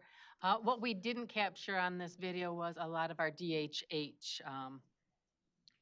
you, our DHH group that's out there. We are starting to build that up because we serve deaf, hard of hearing, and we are starting overnight camps with them. We had one this past year, but we're going to have 2 nights coming up this year as well, so we're pretty excited. And then Nikki mentioned at our trustee meeting about how we're reaching other places that Greenville's not the most convenient place for camp. So Jill has been working on different places throughout Michigan to take camp to them. We've got something scheduled in the UP, and this past year she did something over in the Detroit area with DNR. So we're working on that expansion as well. And I'm going to go ahead and turn this over to Pam to talk about our budget. Good afternoon. Hopefully everyone had a chance to take a look at the Camp Tusmahita fiscal year 25-26 trust fund spending plan.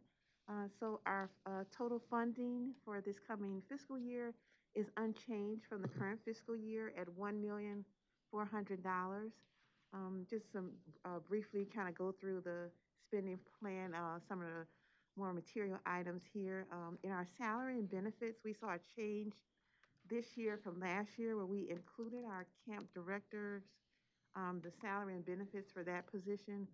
Previously, it had been moved out to make funding available for some of our major infrastructure projects that have been going on at camp. And now that some of those have come to finalization, we were able to bring that salary and benefit back over.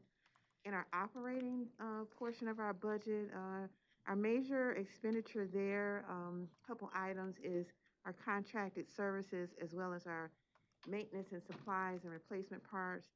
These are basically the big ticket items in this part of the budget are infrastructure, maintenance, some of our things such as our water testing, HVAC, plumbing. We have a lot of facilities out there, so that takes up a lot of our funding to keep those facilities in good working order.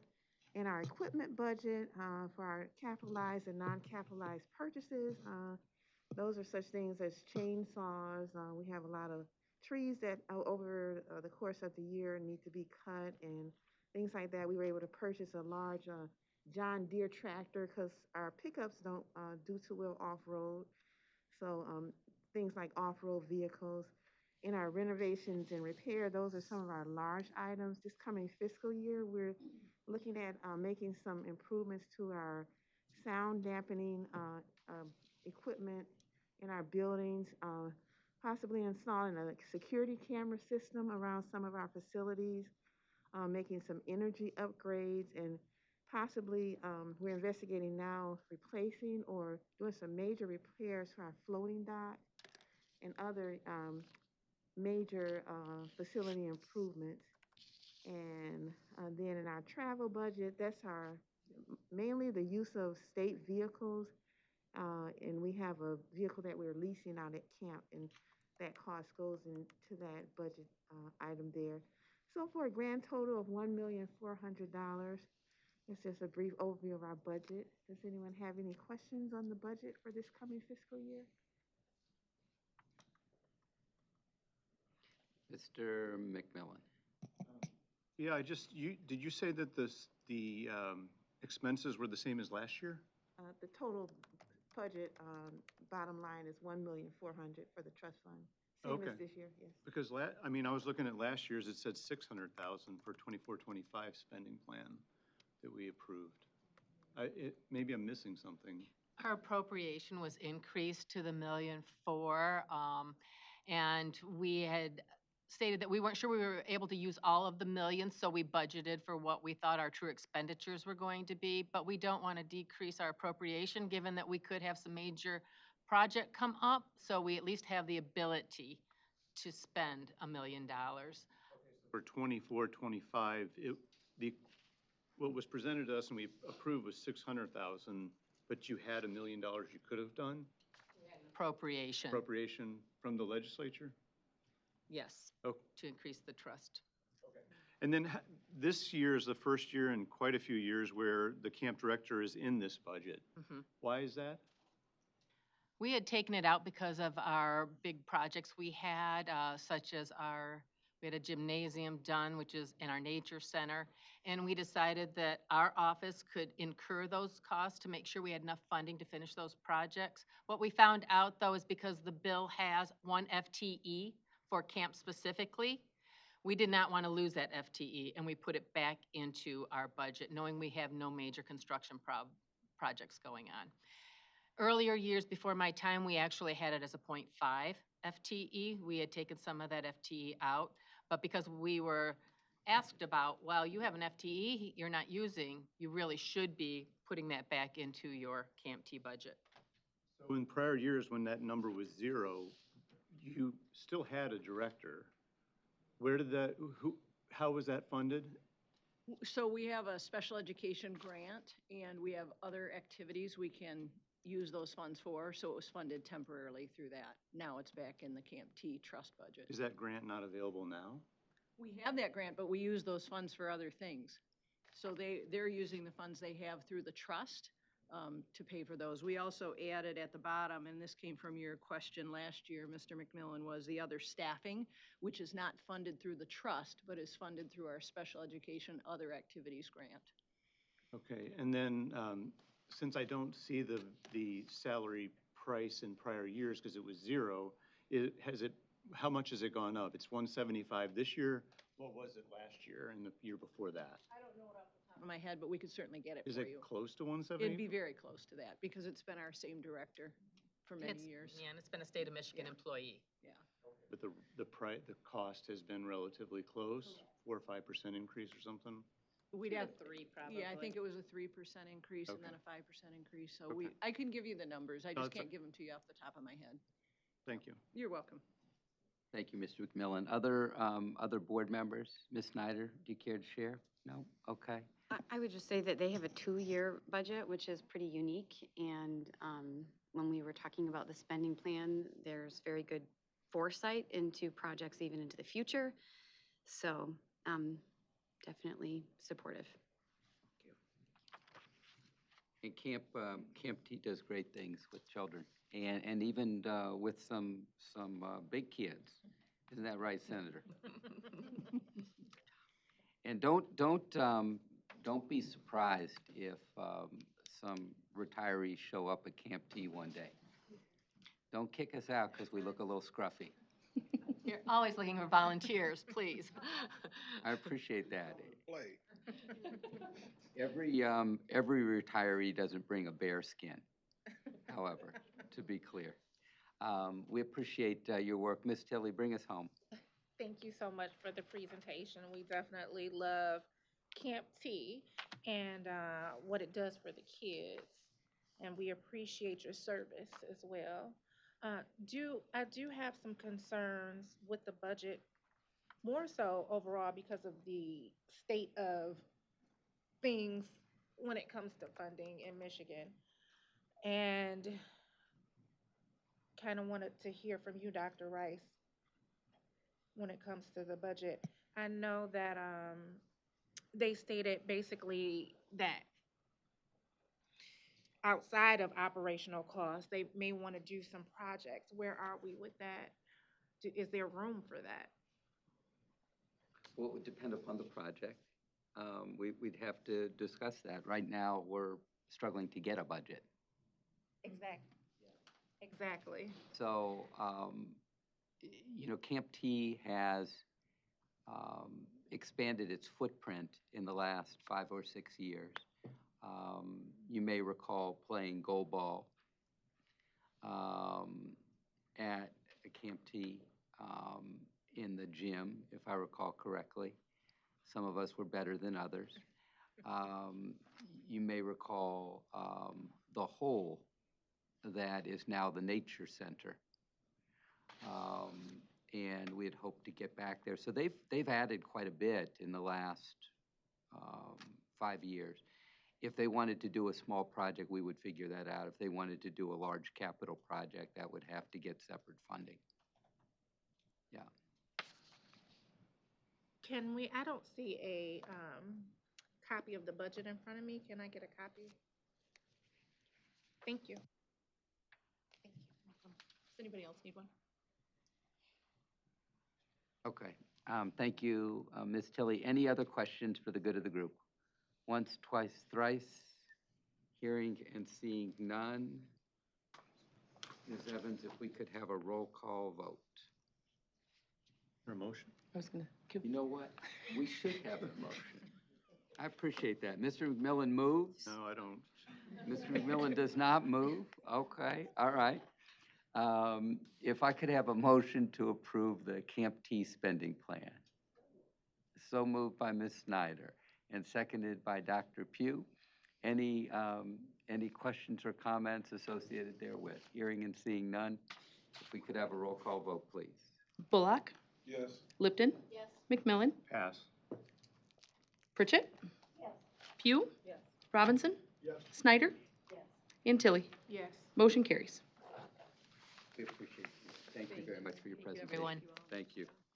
Board, it is 2:47, and we are going to, we have just heard a presentation about Camp T and nature, and we are going to take a break for nature until 3 o'clock. We will see you back here at 3 o'clock.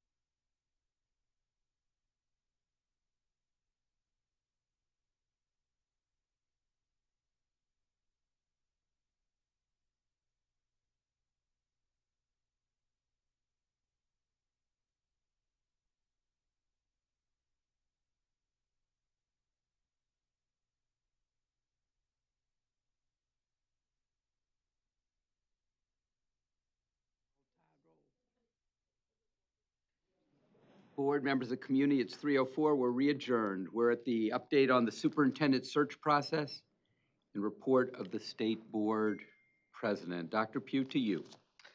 Well, first, let me say this, that I am not saying that I was a part of having the acknowledgments and the nice comments that were said to you, Dr. Rice, to Dr. Rice today. But if I were, and in defense of staff members who may have been, we were told that we couldn't do certain things, but that was not one. So we took our privilege in doing that. And I love good troublemakers. Alice and Liz, and I won't go down the line. Karen and other board members here. You're putting people in harm's way.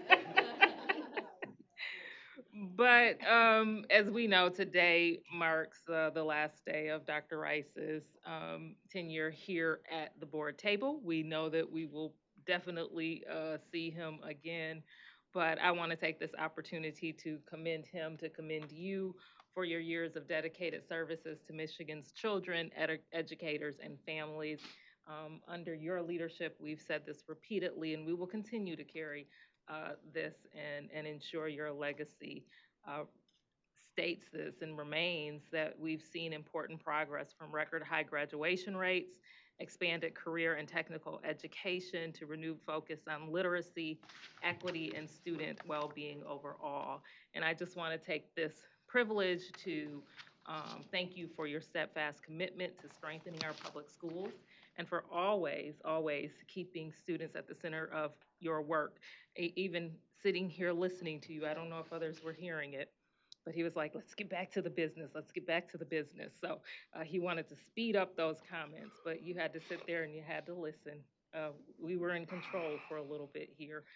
So, but want to wish you the very best as you spend your time with family and pursue the next chapter of your journey. So we'll have more to say about that. But as you mentioned, we do want to give an update on where we are and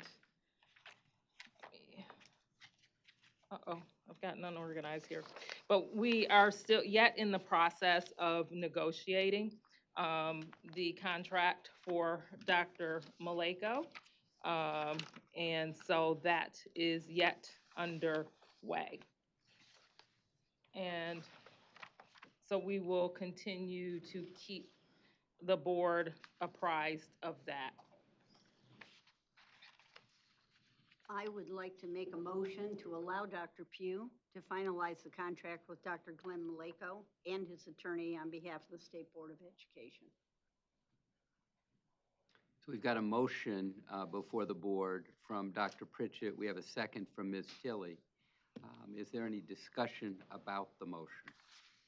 Please, Mr. McMillan. I would just say during these negotiations, I would ask that you consider putting into the contract that his primary residence will be in Michigan. He confirmed that, but I think it would be worth putting it in, considering to put it in the contract. Thank you. Thank you, Tom. Thank you, Mr. McMillan. Any other questions, comments?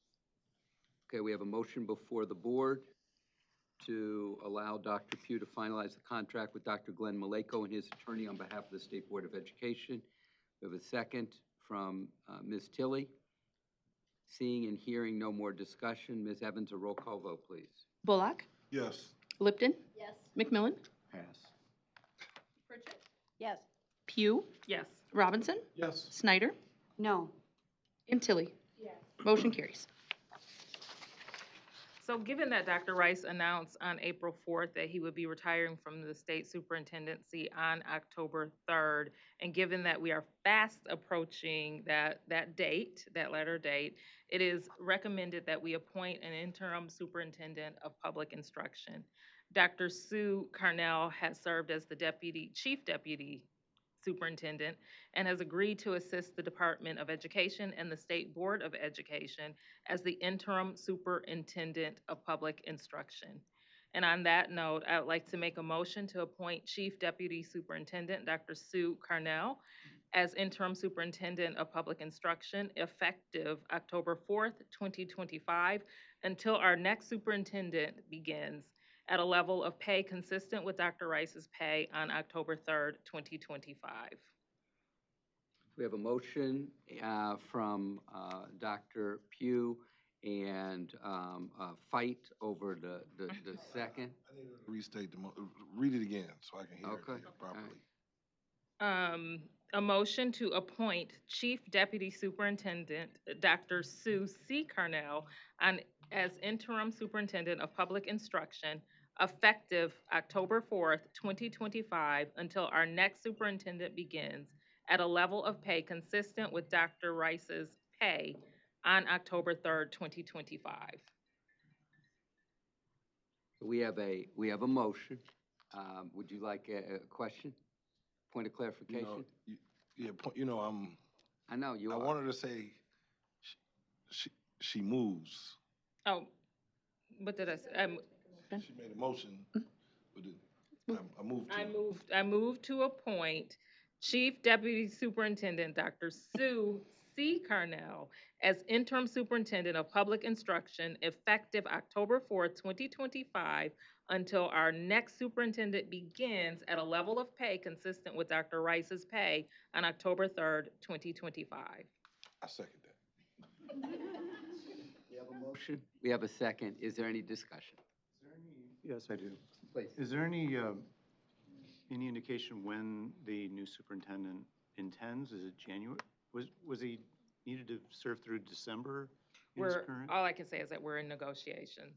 Yeah, but I thought leading up to it, he had indicated something, or there was some reason he was going to have to wait till. I just am curious if it's January or April, or I mean, could it? We don't really know. Definitely hope before that, Yeah, but it's okay. in negotiation. Okay. Okay. Any other discussion? Hearing none. This is a roll call vote on the motion to appoint Dr. Susie Carnell at the stroke of midnight between October 3rd and October 4th, 2025. 11:59 p.m. and 59 seconds. Ms. Evans, please. Bullock, Absolutely. Lipton, Yes. McMillan, Pass. Pritchett, Pugh, Yes. Robinson, Yes. Snyder, Pass. and Tilly. Absolutely. Motion carries.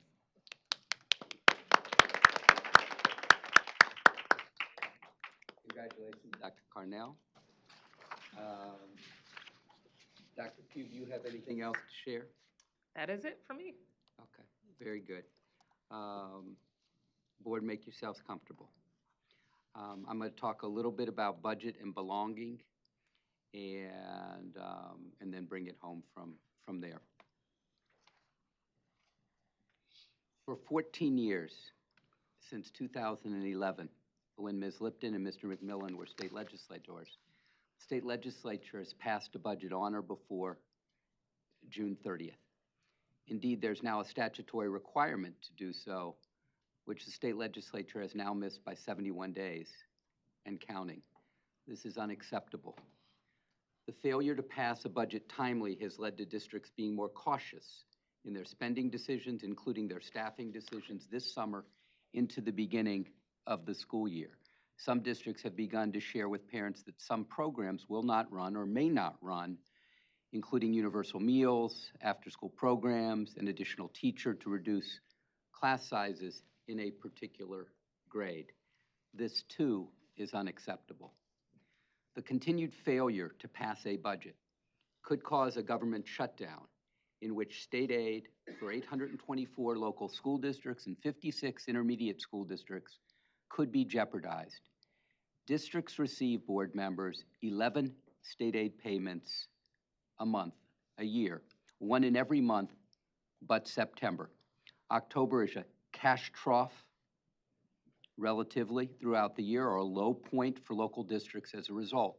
Jeopardizing October state aid due to the inability or unwillingness to finalize a budget is unacceptable. Both the governor's executive budget recommendation and the Senate's budget make recommendations with which educators could work. The House's budget is an outlier budget, one that fails to fund letters training, fails to fund a pilot in low class sizes and high poverty grades K through 3, fails to fund research-based early literacy materials, fails to fund general education transportation reimbursement, fails to fund partnership district support. Moreover, the budget lumps a wide range of efforts under Section 22F in a block grant, which requires them to compete against one another for district support. These elements include, but aren't limited to, universal meals, state summative assessments, which I might add are both federally and state statutorily required, children's mental health and school safety, and funding for English learners, among many other elements. Board, according to the National Conference of State Legislatures, Michigan, Pennsylvania, and North Carolina are the only 3 states in the country without budgets. But both Pennsylvania and North Carolina have provisions to operate in the absence of an approved budget. For the moment, Michigan does not. There's no reason that Michigan should be an outlier in the nation. The need for a roads plan dates back many years, and 3 governors in a row have acknowledged the importance of increasing revenue to meet the state's structural budget needs, including fully funding roads and schools, the latter consistent with the 2018 School Finance Research Collaborative recommendations. These recommendations noted that children's pre-K-12 education is billions of dollars underfunded. Notwithstanding 3 strong budgets in a row, Michigan schools continue to be underfunded on an inflation-adjusted basis by billions of dollars. If it were to fully fund schools and roads, the state would clearly need additional revenue. While efforts to increase roads funding are not explicitly intended to adversely affect school funding, the practical implication of adding $3 billion more in roads funding to the budget without increasing revenue would be to create significant harm to children and families. Additional revenue is required to meet additional need. And the department is going to continue to advocate in this behalf. It's unacceptable to be in September without a budget. But it's not the September from 2010 and before, where there were very narrow margins among Governor, House, and Senate's budgets, where we were talking about a $50 per kid increase or a $75 per kid increase, and you would simply accept, for budgeting purposes, the lowest of the 3, and you'd roll forward. And if you got a little bit more, we say you got a little bit more, but there was such a narrow range, it didn't adversely affect anything in September. There were challenges about the revenue base as a whole, yes, but where we were going to end year to year to year, not so much, because there was such a narrow range. There isn't a narrow range here. There are tremendous uncertainties. There are the cuts to Medicaid and SNAP from the federal government, the adverse impact of tariffs, the absence of knowledge of what the federal budget is going to be like, as well as the effect of the roads plan on the state budget. All of these affect what superintendents and their boards do in local school districts. And this has cast a shadow over the work of those important leaders in local school districts. Board, last week we put out a memorandum on belonging. And I'm a little bit surprised, Dr. Carnell. I didn't anticipate coming into the department shortly thereafter, beginning with a pandemic and ending with 8 lawsuits against the federal government. I hadn't anticipated that my 6 years in the role would be so pandemic-filled on the one hand, and then on the back end, filled with lawsuits. But this is where we are. and the need to protect children in one way, shape, or form. And that protection includes getting them in schools and serving them in schools where they need to be.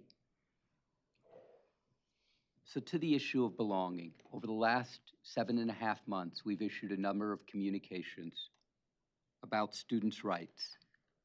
The right to a free public education, irrespective of citizenship or immigration status. This is a legal right.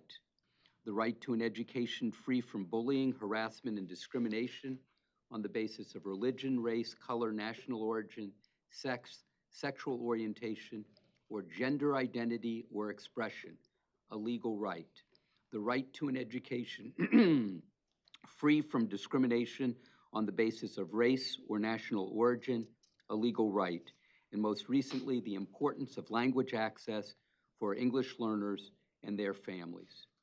In addition, we've shared communication about staff members' rights and responsibilities to teach about diverse literature and the full breadth of history, to establish grow your own programs in districts across the state, not simply St. Joe, but in Benton Harbor, not simply in Mona Shores, but in Muskegon and Muskegon Heights, not simply in Gull Lake and Portage, but Kalamazoo, to support all student voices and to include students with disabilities in the least restrictive environment to the maximum extent possible.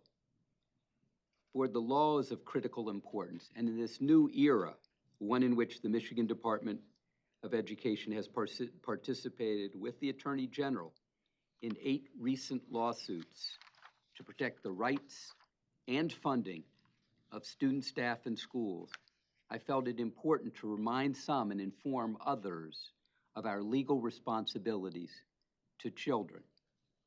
As educators, we know it is not only important to meet the law, but also to meet the moment for individual children in individual schools. It's about making sure kids, all kids, are comfortable and feel as if they belong in their own schools. As you lead this school year, educators, you need to take some time, Ms. Holloman, to get eye level with children who may not feel the same connection to or belonging in your schools, Mr. Rosser, as others do. Children who are regularly alone or disconnected in lunchrooms or playgrounds, in classrooms. Do all children feel welcome in your schools? Do they feel safe, protected, valued, respected for who they are? Not for who you want them to be, but for who they are. If not, why not? How do you know? There are many reasons for children to feel marginalized or stigmatized or ostracized today, inside or outside of schools. Schools cannot be the answer to every question. Schools and staff can't be the answer to all of our children's challenges. But we can certainly help to mitigate these challenges to a significant degree. In the department, we remain committed on the legal front to advocating for, defending, and communicating the rights of children at every opportunity. Yet we know that these rights can only be fully realized in classrooms, schools, hallways, school communities.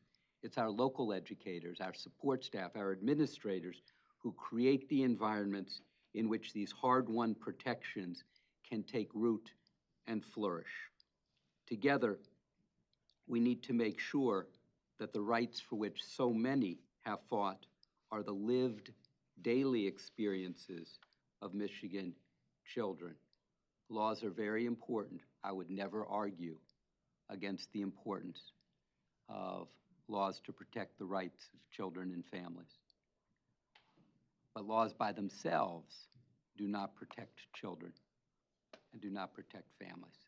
So I share that with you, Board, because I think it's a particular moment where there are some that would work to erode the rights of others. And in the absence of vigilance, those rights will be eroded before our eyes. I want to talk about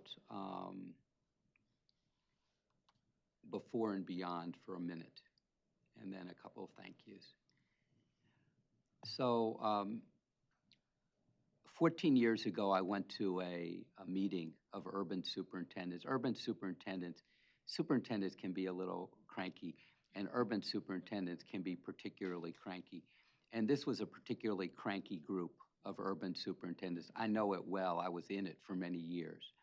Other people know it well. They were in it for many years. And there was a little bit of a debate about what the most important issue facing public education was. And this was 6 months after, just shy, 5.5 months after the state legislature had cut $470 per kid from the foundation allowance. And so I posited that the most important thing for public education in the state was to get funding right. That we had to get funding right, that everything else flowed resource downstream from funding. I had that in part wrong. So it is true that funding is huge. Can't get it done without funding. But while money is important, it's not all about money. It's in part about money, but not all about money. It's in part about the staff that you can purchase, whose services you can purchase with money. We created a teacher shortage in the state. In 2011, there was no teacher shortage in the state. We had some that struggled with special education, staffing, or math or science. But generally, we didn't perceive ourselves to have a teacher shortage in 2011. But 5 years after the underfunding really rained down on us, after not just 5 challenging years, but really 20 in the state, from 1995 to 2015, we had a teacher shortage. Resource upstream affected resource downstream. The dollars weren't sufficient, the staffing wasn't sufficient, and it affected everything else downstream.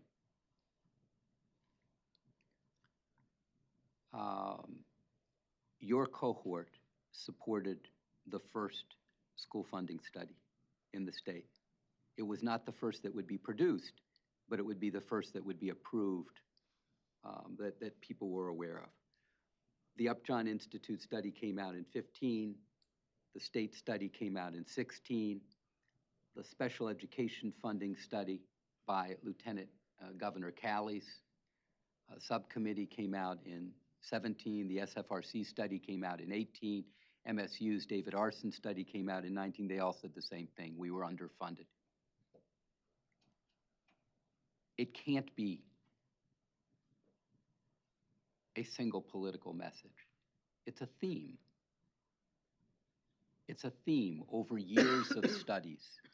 We're underfunded and understaffed as well.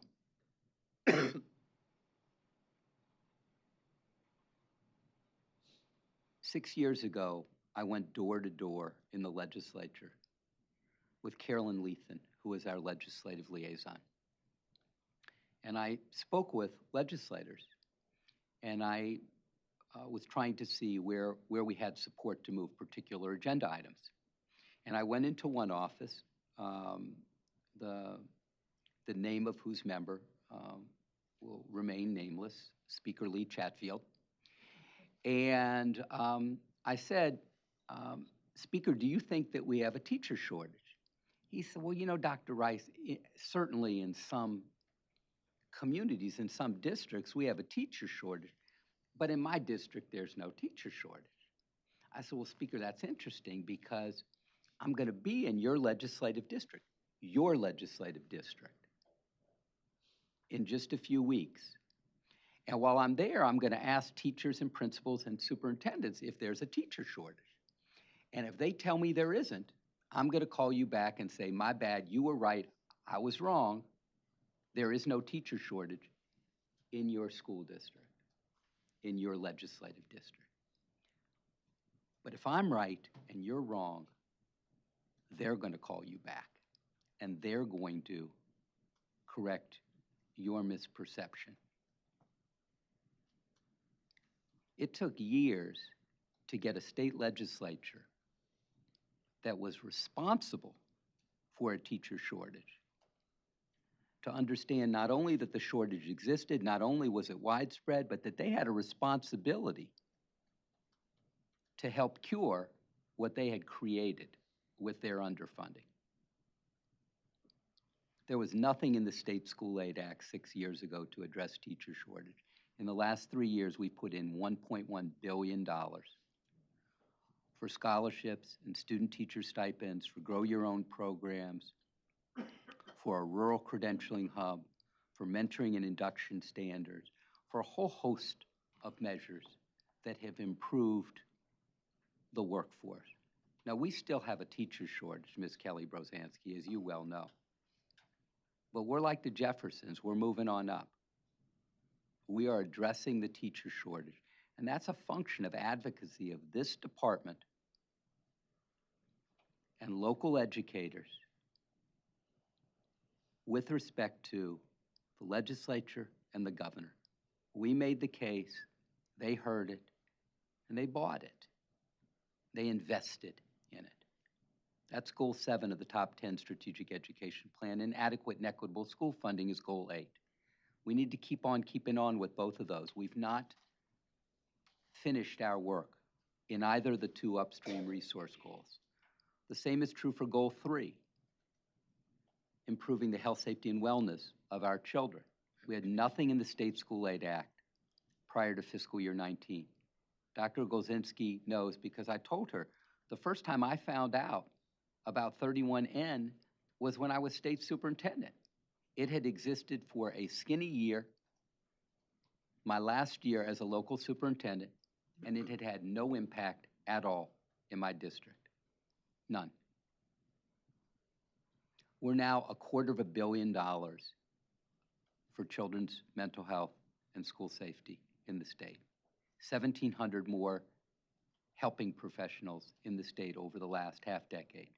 Counselors, social workers, psychiatrists, nurses.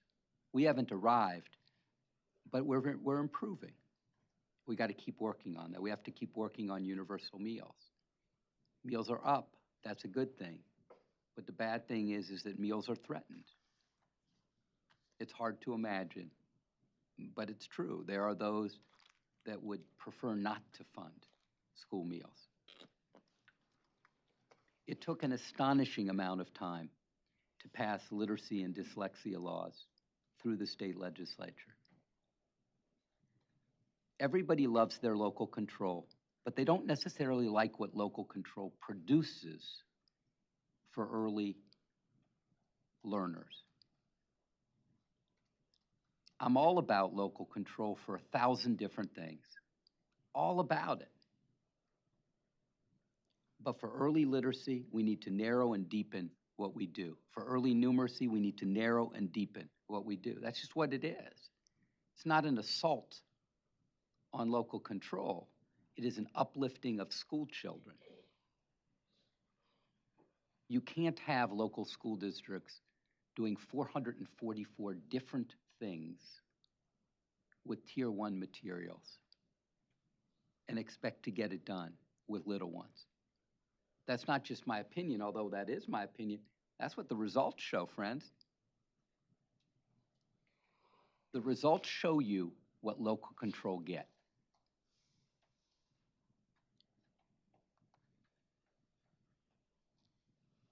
So you ask, so what to do? Preschool, high water mark, but we're at 47,000 kids. We need 85,000 kids in preschool. Let's keep on and driving those numbers. And as the teacher shortage abates, the ability to grow those numbers will expand. The willingness of local educators to invest in preschool will expand. But you got to deal with the teacher shortage, goal 7, to deal with goal 1, the expansion of early childhood education. Early literacy, those 2 laws are terrific. But the 1 law doesn't begin until 27, 28 in substantial measure. If you want it to begin earlier, as well it should, fund high-quality Tier 1 early literacy materials. We did it last year. We should do it this year as well. You fund the materials, people get in a year early. You don't fund the materials, people don't. People sit it out, and they wait it out until 27, 28. The rigor in Goal 4, APIB, early middle college dual enrollment, career and technical education. We should be driving the hell out of those rigorous programs. We asked for $125 million from the governor to expand CTE. Her budget includes that $125 million. We asked the Senate and the House, likewise, for money to expand career and technical education. We got a portion of that increase from the Senate, no increase from the House. We need those dollars. We've got 25% of our young people in CTE programs across the state, 112,000 kids, 52,000 completers. That's beautiful, not enough. And in some cases, we're not going to get more unless we help fill the gaps, because there are corners of the state that work very, very hard at what they do. They just don't have a lot of wherewithal to do what they need to do on behalf of their young people. And we need, as a state, to fill in those gaps. And some people hear that as being about urban education, and in some cases it is, but it's also about rural education as well. And that's poorly understood. It needs to be said and re-said and re-said. And then the only other thing is I want to thank the team at MDE, small in number, mighty in battle. I want to thank my friends who called in public comment. Dr. Olbrich, Mertz, Schneider, Dr. Kennedy, Dr. Hecker, Superintendent Kevlin Jones, and OMG, Kathy Strauss. Can you imagine? Just stunning. And I also want to thank the two people who said good riddance to me. Amen to that. I want to thank Karen Carefoot and Alice Ann Shrewsbury for your special daily dedication over the last 6 years. And to Chief Deputy Superintendent Dr. Susie Carnell, who joined the department the day that Governor Whitmer sent us home in 2020. And congratulations to her. I want to thank Mike Flaminio. Mike, if you could come out here, please. I know you can hear us.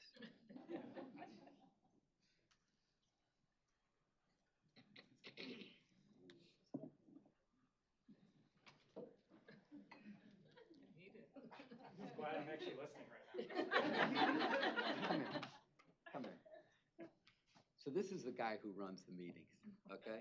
This is Iron Mike Flaminio. And I have tried for 6 years to get him to sit here so that I could sit back here and be the real guy running the meetings. And for 6 years, he said no. So I've said that no one would notice the difference between the two of us, except maybe our wives. So anyway, I just want to thank you. Yeah, you bet. I want to thank our local educators who every day work hard under very, very difficult circumstances. And then I want to thank you, board members, for the opportunity to serve Michigan children in a very, very different way. I always saw service to school children as being eye level with school children. And in some kind of way, I'm going to go back to doing what I do and being eye level with school children. It's where I came from, it's what I do, and in some kind of way, I'm going to do it again. And with a shout out to Biggie, if you don't know, now you know. Thank you. Board, we are at this point going to pivot to the real deal. Presentation by our Teachers of the Year. We welcome Mr. Corey Rosser, minus the snake, social studies teacher from Quest High School, North Branch Area Schools, and Miss Susan Solomon, Region 1 regional teacher, elementary teacher in JKL Bawating. Did I get that? Amen. Anishinaabe Public School Academy in Sault Ste. Marie. This is an informational presentation. No board action is required. Presenters, welcome. Thank you. Thank you for having us. As somebody that's a teacher and runs an alternative school and coaches sports, it's probably the most I've listened and the longest it's taken me to talk ever. It's definitely been a really educational experience, so I appreciate that. And it's taught me maybe I should do a little more listening sometimes than talking. So, Dr. Rice, I just wanted to congratulate you again on a career well lived. I wanted to thank you for May 6th when you came to Quest High School. You know, it was probably the most uncomfortable day of my life. I love talking about Quest High School. I love talking about my students. I love talking about my children, my wife, but I'm not very comfortable talking about me. And, you know, your advice at that time was don't be bashful and just soak up the fruits of the relationships that you've forged and the work that you've done. And so I'd encourage you to do that today. I noticed that same uncomfortable look on your face as people came over the speaker and had lots of amazing things to say about your career. So with that, I'm gonna go ahead and introduce myself. I'm Corey Rosser. I teach at Quest High School, the alternative high school for North Branch area schools. And I've got with me Susan Solomon. Susan, you teach? I teach at JKL, Bawating and Anishinaabe Public School Academy in Sault Ste. Marie, Michigan. So I've got an opportunity to work with Susan on 2 occasions now. My favorite part about Susan is she's very, very passionate about what she does and the students she works for. And I think that's gonna come through very evidently as we get to know a little bit about her and I. So a little bit about me. I attended Central Michigan. I graduated in 2004. I obtained my master's degree at Marygrove College. As I mentioned, I'm the program coordinator and teacher at Quest High School, North Branch Area Schools. This is my 22nd year teaching. I perform, as you can see on the list, a number of different duties at North Branch. You know, with most small towns, they rely on a couple of people to do a lot of the lifting. And we're fortunate in our community. We have a lot of those couple types of people that do a lot of the lifting. I have a phenomenal district, and I'm very lucky to work there. A little bit about me personally. I've got a beautiful wife of 20 years. We celebrate our 20th anniversary this summer. I've got 3 mostly, sometimes amazing kids that I absolutely love. If you caught me getting out of my truck in the parking lot this summer, or excuse me, not this summer, this morning, yes, my son did hit a deer, so I'm using the passenger side. I love my work family. I've been really blessed, as I shared with Dr. Rice when he came to Quest High School. I've been amazingly blessed to work with just fantastic people, and I've been able to learn from each one of those people. And so my picture there, I've got my co-teacher, David Skelf, who's absolutely amazing. One of us is Batman and one of us is Robin, I'm not sure who. But we make a great team, and so I love that. I'm really fortunate to work at award-winning Quest High School. Okay. And my name is Susan Solomon. Like I said, live in Sault Ste. Marie, Michigan. Region 1 is the Upper Peninsula. A little bit about myself. I also graduated in 2005 with my bachelor's degree in elementary education from Ferris State University. I went on and received my master's degree in middle level education from Walden University. When I became a gifted specialist in 2016, I wanted to learn everything there was to know about gifted education and was pointed in the direction of the University of Connecticut, where I received my advanced certification in gifted education. I just recently completed my education specialist degree through Northern Michigan University in educational leadership, and I'm also a national board certified teacher in early adolescence English language arts.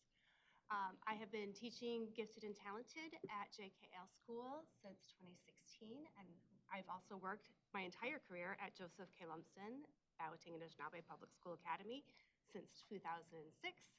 And I also serve as a research partner, site coordinator, and summer residential instructor at Purdue University's Gifted Education Resource and Research Institute. And I'm also currently serving as the role of president for the Michigan Association for Gifted Children. My school, I love so much. It is a huge part of my heart. Speaking of my heart, the first picture on this slide is my family, my husband Greg and my daughter Poppy and son George. my family's Anishinaabe. The school community at the center photo, we celebrate, or we acknowledge Orange Shirt Day, which is a day to commemorate and honor our ancestors that endured residential boarding schools as part of assimilation policies to strip Indigenous identity from youth. Lucky for us, that policy failed, and so now we celebrate our children, our Anishinaabe children. Our school is very focused on making sure all of our students, especially our Anishinaabe students, grow up being proud of who they are and knowing that they are beautiful gifts just as they are. That's true for all of our kids, 70% of whom are Anishinaabe. We do have a very large population of National Board Certified teachers at JK Albawating School. I think we have about 13 right now, which is about 30% of our instructional staff. I teach students in grades kindergarten through 8th grade. Our school's K-8, and gifted interventions look a little bit different at each grade level. First graders and second graders, the whole grade comes and does a weekly special, a thinking skills class. We identify students at the end of first grade, and then we do interventions in elementary, which is enrichment, also some acceleration for mathematics.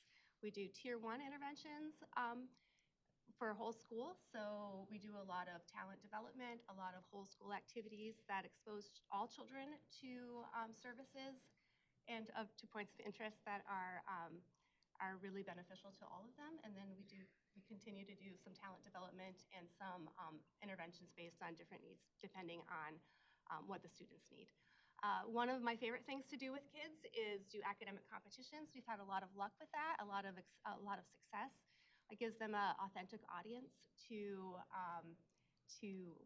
present their projects to. So at the bottom, this past year and the year before, we actually won first place in the state for the Future City Engineering Competition. I also have some success with students in Odyssey of the Mind, and we've made it to World Finals 2 the last 3 years. And then finally, I bring about 30 kids a year on scholarship to 2 weeks at Purdue University, where they do the summer residential program. We get scholarships based on our partnership with them. So for a lot of our students, it's the first time they've left the Upper Peninsula. They get to go to a wonderful campus like Purdue University and get to experience life in dormitories, having classes during the day, eating in the dining hall. And I've heard multiple students say that they can do this. You know, they can go to a university, they can find their way to their classroom, they can eat in the dining hall, and to have an opportunity to envision themselves as being university students is truly life-changing and changes the trajectory of kids' lives. So to understand a little bit about Susan and I think it's important to understand where we teach and what we do. And so, as I mentioned, I teach at Quest High School in North Branch area schools. Our school district's enrollment is about 2,400 students. I believe about 700 are school of choice. The school that I teach in has about 50 to 55 students at any given time, being an alternative school. So we do have students from our own district as well as the surrounding districts that are looking for an alternative to graduate high school as well. Our district is pretty large geographically. We cover about 124 square miles. We are a rural farming community, so there's a lack of diversity, being 92% white. And we do have a high free reduced lunch rate. I sent my correction late. It should be 48% that our district is currently at. That's the most up-to-date number. We have 625 students at our school. We are a charter school in our town, so the public school is down the road. All of our students at this point in time do go to the high school, which is the public school. So that is where they go. We are on tribal trust land of the Sault Ste. Marie Tribe of Chippewa Indians, and our demographics, like I said, 68% are Anishinaabe, 30% white, 2% African American or Latinx, and then 75% of our population would qualify for free or reduced lunch.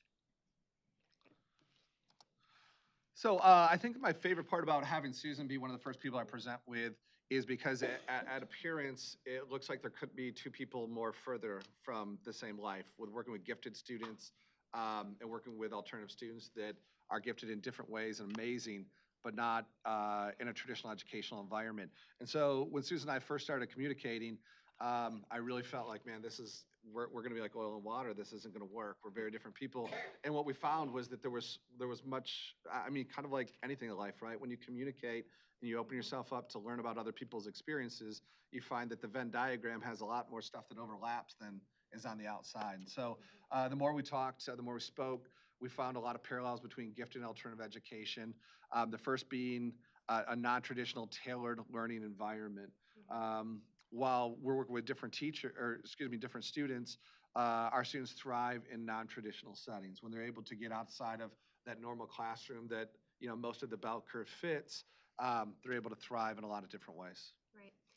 We both have learned that we focus on our student needs. Our students are at the center of everything that we do. We individualize our approach to our students based on what it is that they need. So we both have learned that our students need this intrinsic motivation. And if we can focus to help our students identify that, then that's really where they can start moving forward with their own education. And with that intrinsic motivation, it's really, as always, trying to connect students to their best possible future. And I see that a lot of my students as well. I think the misperception of alternative students is maybe they're not motivated. And I don't think that's true at all. What I've found over 20 years of alternative education is that they're motivated in different ways and by different things. I have brilliant students I've encountered through the years. They're really even brilliant academically. They just didn't care about our letter grade system. It was more about learning the subject. It was more about connection to their future. I've had students in the past even say, why do I have to do this test? I know it. I can prove I know it in a conversation. And so one thing that I've done in alternative education, obviously we still have assessments, but we've tried to come up with alternative type assessments that allow them to display their true knowledge rather than an A, B, C, or open response type of test. And the same is in True and Gifted. We want to make sure that we give students lots of ways to show what they know. We want to make a curriculum really individualized, especially for enrichment projects, something that the students care about, have an aptitude for, that's where their talent lies, and then help them develop their fullest potential. So just really this full personal approach to student education.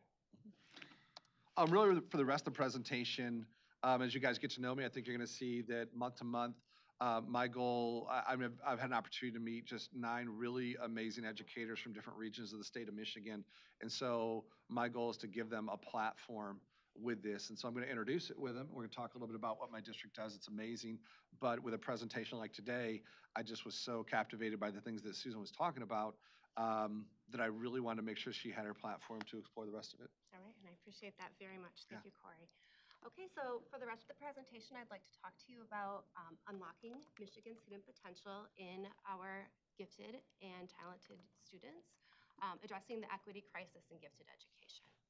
Before I go on to the next part, though, I do want to clarify, all students have gifts, certainly. All students have strengths. Every kid does. Not all students are gifted in the educational sense of the word. Just like not all students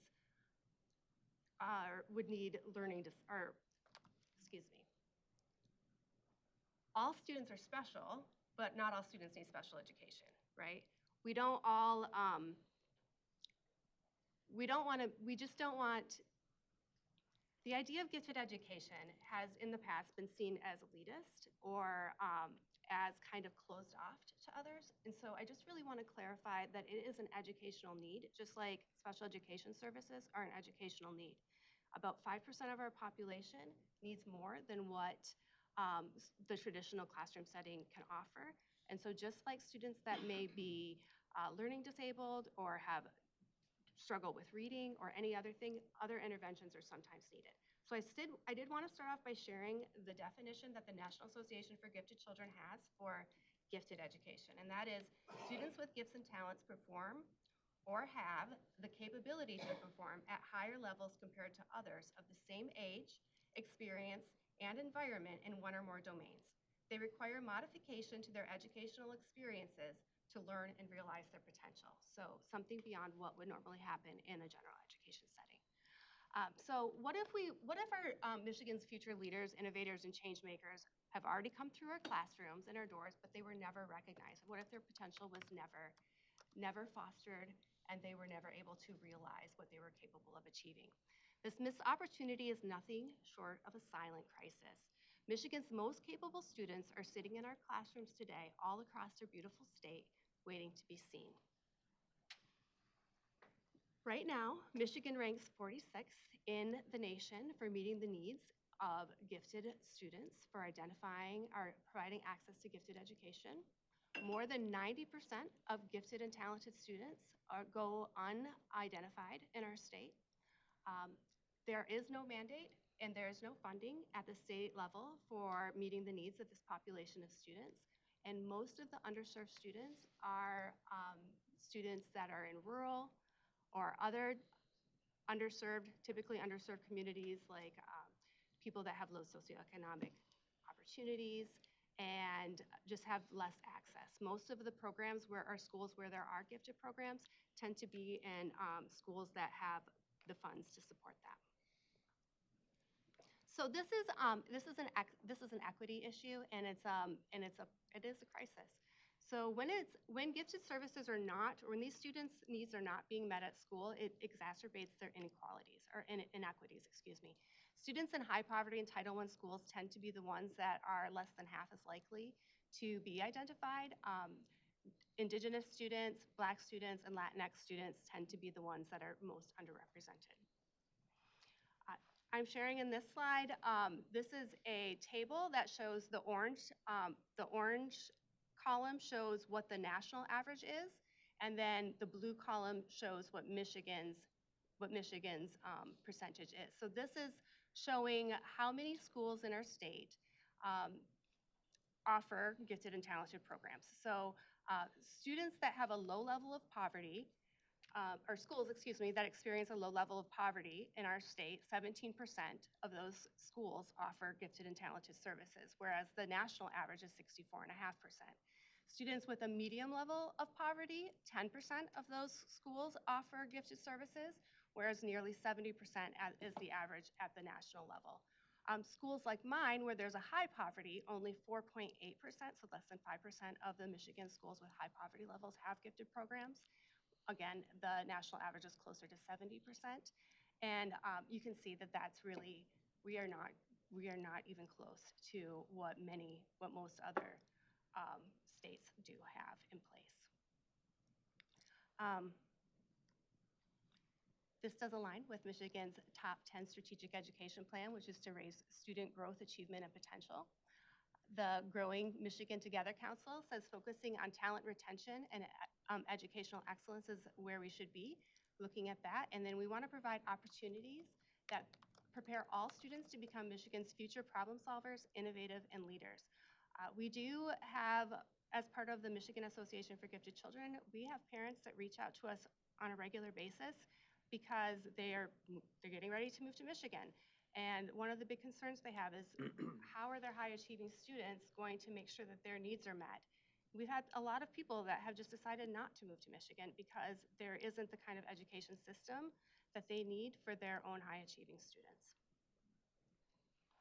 There are a lot of states that are doing a really good job meeting the needs of gifted learners. So this is not something that we have to do to start over from the beginning. We actually used to do a better job back before the funding for this was cut, which I believe was around 2011. So some of the things, other states have mandates in place. We want to have mandates in place. Other states they fund gifted education well at the state level, and students benefit. One of the things that we feel is very important for equitable access is universal screening. This is something that we do at my school. We make sure we look at all of our students. Before we started doing this, our subpopulation in the gifted program did not look like our subpopulation, like our overall school population. So whereas we have about 70% of our students that are in Anishinaabe, we did not have 70% of our students in the gifted program. That was a big problem. And so when we decided what we needed to do differently, universal screening was the biggest recommendation. We've been doing universal screening since 2017, and our subpopulation does match our overall school population. That's very important. Not all students present their intelligence the same way. And when your population of teachers doesn't always match the population of the students you serve, those biases kind of come up and you don't even recognize that the child that doesn't want to call attention to themselves because that's not a norm in their family to brag or whatever, when they tend to sit more quietly, not all teachers recognize that as brilliance, when really that child is just every bit as brilliant as other students that they may be more familiar with. Michigan is one of the only handful of states without mandates or fundings for gifted education, and that is something that the Michigan Association for Gifted Children is working with legislators to try to introduce and to change, and that is something that we would like to ask for the State Board of Education to support. So we are asking for fully funding gifted programs across Michigan's public schools, implement universal screening to ensure equitable identification, and meet the unique educational needs for gifted and high ability learners. And that is what I have to share about gifted. Thank you. We appreciate your presentation. That was unusually rich for 4 o'clock in the afternoon. We run downhill at state board meetings, so if it looks like we're droopy, it's because we're droopy. But board, our teachers of the year have given us an awful lot to think about, and I think it's really powerful to think about these two elements, which are often considered extremes on a continuum, bending back on one another and bumping up against one another, who are often gifted in different ways, or who are gifted in different ways to your language. And it's really to your theme. You know, you're taking children to Purdue to tell them this can be you, for real. I mean, this is very much possible. You are imprinting the idea on them that this can be them, that there are people like them here, and they can be part of the next wave. So there really is a connection across educators, whether you're in the thumb or the UP. It's all good. Board members, what do you care to share? Senator Bullock. It was very enlightening, is the word. Usually I'm looking for like clips of what you did at the school, and then this had, I would assume everybody like and thinking in a different brain space. And so it's actually something I would like to have a conversation about in a bigger light. I'm an inner city kid with urban perspective, and then the Youper having a different perspective, but it's cross-pollination in there. And Yeah, so, you know, so it's a conversation to be had. But yeah, great presentation. Thank you, Senator. Other board members? Dr. Robinson? And then Ms. Lipton. Thank you for that really wonderful presentation. First of all, I want to highlight the power of dialogue. She's not gifted. She's gifted in other ways. Let's be clear. Many other ways. The power of dialogue, and I really enjoyed hearing from both of you that you sort of thought, how is this going to go? And sitting down and talking and sharing your experiences, you realized how much in common the populations of students that you teach, although on paper might seem diametrically opposite, really are incredibly similar. So I want to applaud both of you for going through that sort of challenging exercise to sort of shed some of your preconceived notions about the other, and realize how powerful just the process that you went through was. So that is something I just wanted to uplift. I did also want to just highlight for both of you, I think that the type of populations that you are interacting with and teaching, I cannot think of a better picture of diversity, equity, and inclusion that unfortunately has become weaponized. But I cannot think of a better picture of the power of those words really being intentional in education and really uplifting the special gifts that each of our children present to us through their entire journey. And then lastly, I just would like to share, I think that you as a teacher of alternative education, I think will appreciate this. I don't think it's a secret around this table that I've been very involved in the free college promise movement in Michigan since its inception. And I'm proud to say that in some of our zones, we've actually been able to increase our participation in our alternative high schools. And I'll just share with you an experience that I had at the end of last school year, where one of our scholars had been transferred to the alternative school within the school district in the zone because of some behavioral challenges and issues. And we had a conversation with the student and student's mom about the scholarship and what the post-secondary pathway might look like. And mom said to my team, well, so-and-so was transferred to the alternative school, and so they're not going to be able to go to college.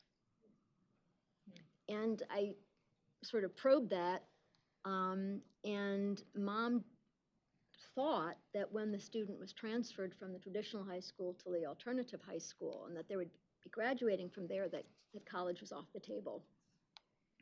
And when we explained to mom and student that the Promise Scholarship was agnostic as to the high school and that it was available for all students in the school district, it's a place-based scholarship, both of them burst into tears.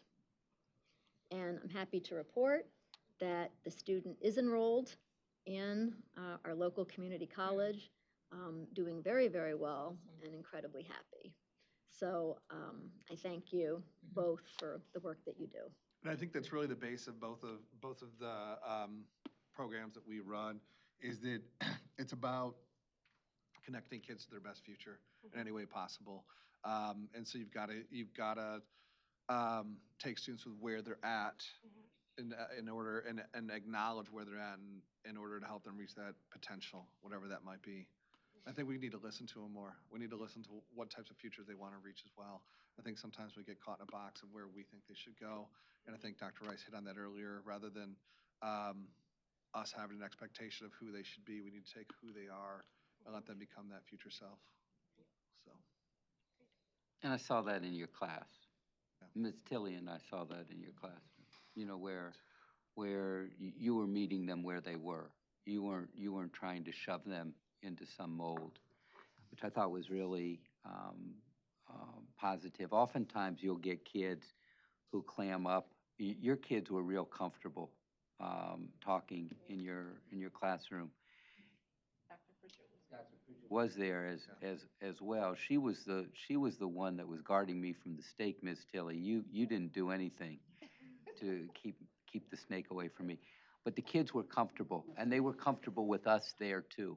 Yeah. They didn't clam up. They didn't get cold feet, and I think that's really to the environment that you and your co-superhero create in that classroom. Anything else, Ms. Tilley? Thank you both for the presentations. Welcome aboard. Thank you. Next time, bring the snake. We have room. Only if you get to hold her the whole time. I'll do that. All right. And definitely thank you for the part about the gifted students.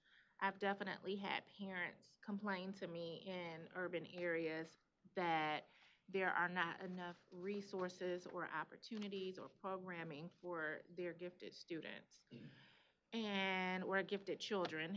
And I think that is something that we do definitely need to focus on as well. There's so many things that we need to focus on, and we think about our special needs populations and foster youth and different populations, but we can't forget that population as well. It's very important for our future as Michiganders. Thank you. Thank you, Ms. Tilley. Anything more for the good of the group? Once, twice, thrice? Okay. You each have miles to go before you sleep. So safe travels. Thank you both. Appreciate you. Board, the next item on today's agenda at 4:10 is the state and federal legislative update. I will now hear from Mr. Bob Wheaton, Director of the Office of Governmental Affairs, and Ms. Olivia Ponte, Legislative Liaison in the Office of Public and Governmental Affairs, who will provide the state and federal legislative update. We acknowledge also the presence of a couple of our other staff members. They're running for the hills. I was going to acknowledge them, but they've left. Dylan Gephardt is here. He's our legislative analyst. Presenters, welcome. Good afternoon, board members, and good afternoon, Dr. Rice. I think we're exactly on time for our report, which I think this is the first time for that. And without further ado, then I will turn it over to Olivia. Thank you, and good afternoon, board. So we now sit at 12 PAs, which is double from the last time that I spoke to you all, but actually Remind us what PAs are. Public acts. There you go. Thank Sorry you. about that. It's all good. So double what I shared last month, but still less than 10% of what we had last year. So don't let the double fool you. We still have a lot less public acts during this legislative session than in years past. So on the education side specifically, with regard to policy, the Education and Workforce Committee in the House held a hearing 2 weeks ago now. And they held a hearing on 3 bills, 2 of which were a package, House Bill 45, 56, and 57. And taken together, these bills would remove the writing component of the Michigan Merit Examination, and also remove the requirement that a student's test scores show up on their high school transcript.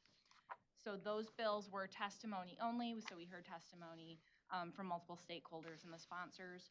And then we also heard testimony on House Bill 4024, and this bill would require educational institutions, public schools included, that any multiple occupancy restroom or changing area be used only by individuals based on their biological sex. This bill was reported from the committee by a vote of 7-4 and was later passed on the House floor, so that bill is now in the Senate. Now that is about the only policy movement we've seen this month. A lot of thought is going into the budget right now, so I think that's kind of taken up some of the airspace. So we continue advocacy at the department for both an adequate and timely school aid budget and MDE budget. Just last week, the week before, the Speaker Hall, Leader Brinks, and in Governor Whitmer's absence, State Budget Director Flood met to discuss the budget, but as reported just last Wednesday when Speaker Hall and Leader Brinks met, the meeting did go poorly.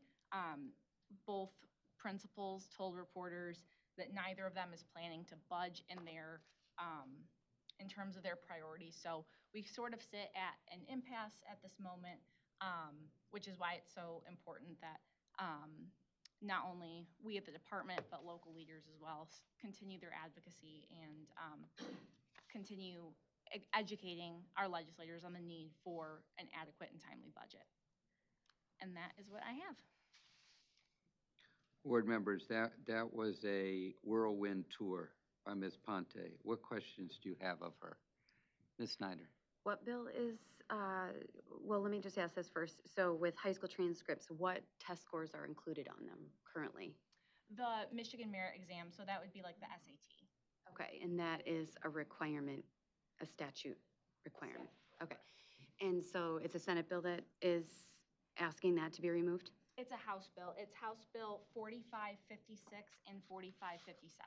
Okay. Who's this sponsor? Bipartisan sponsorship from Rep. Kolazar and Rep. Koontz. Okay, thank you. Thank you, Ms. Snyder. Other questions of Ms. Ponte?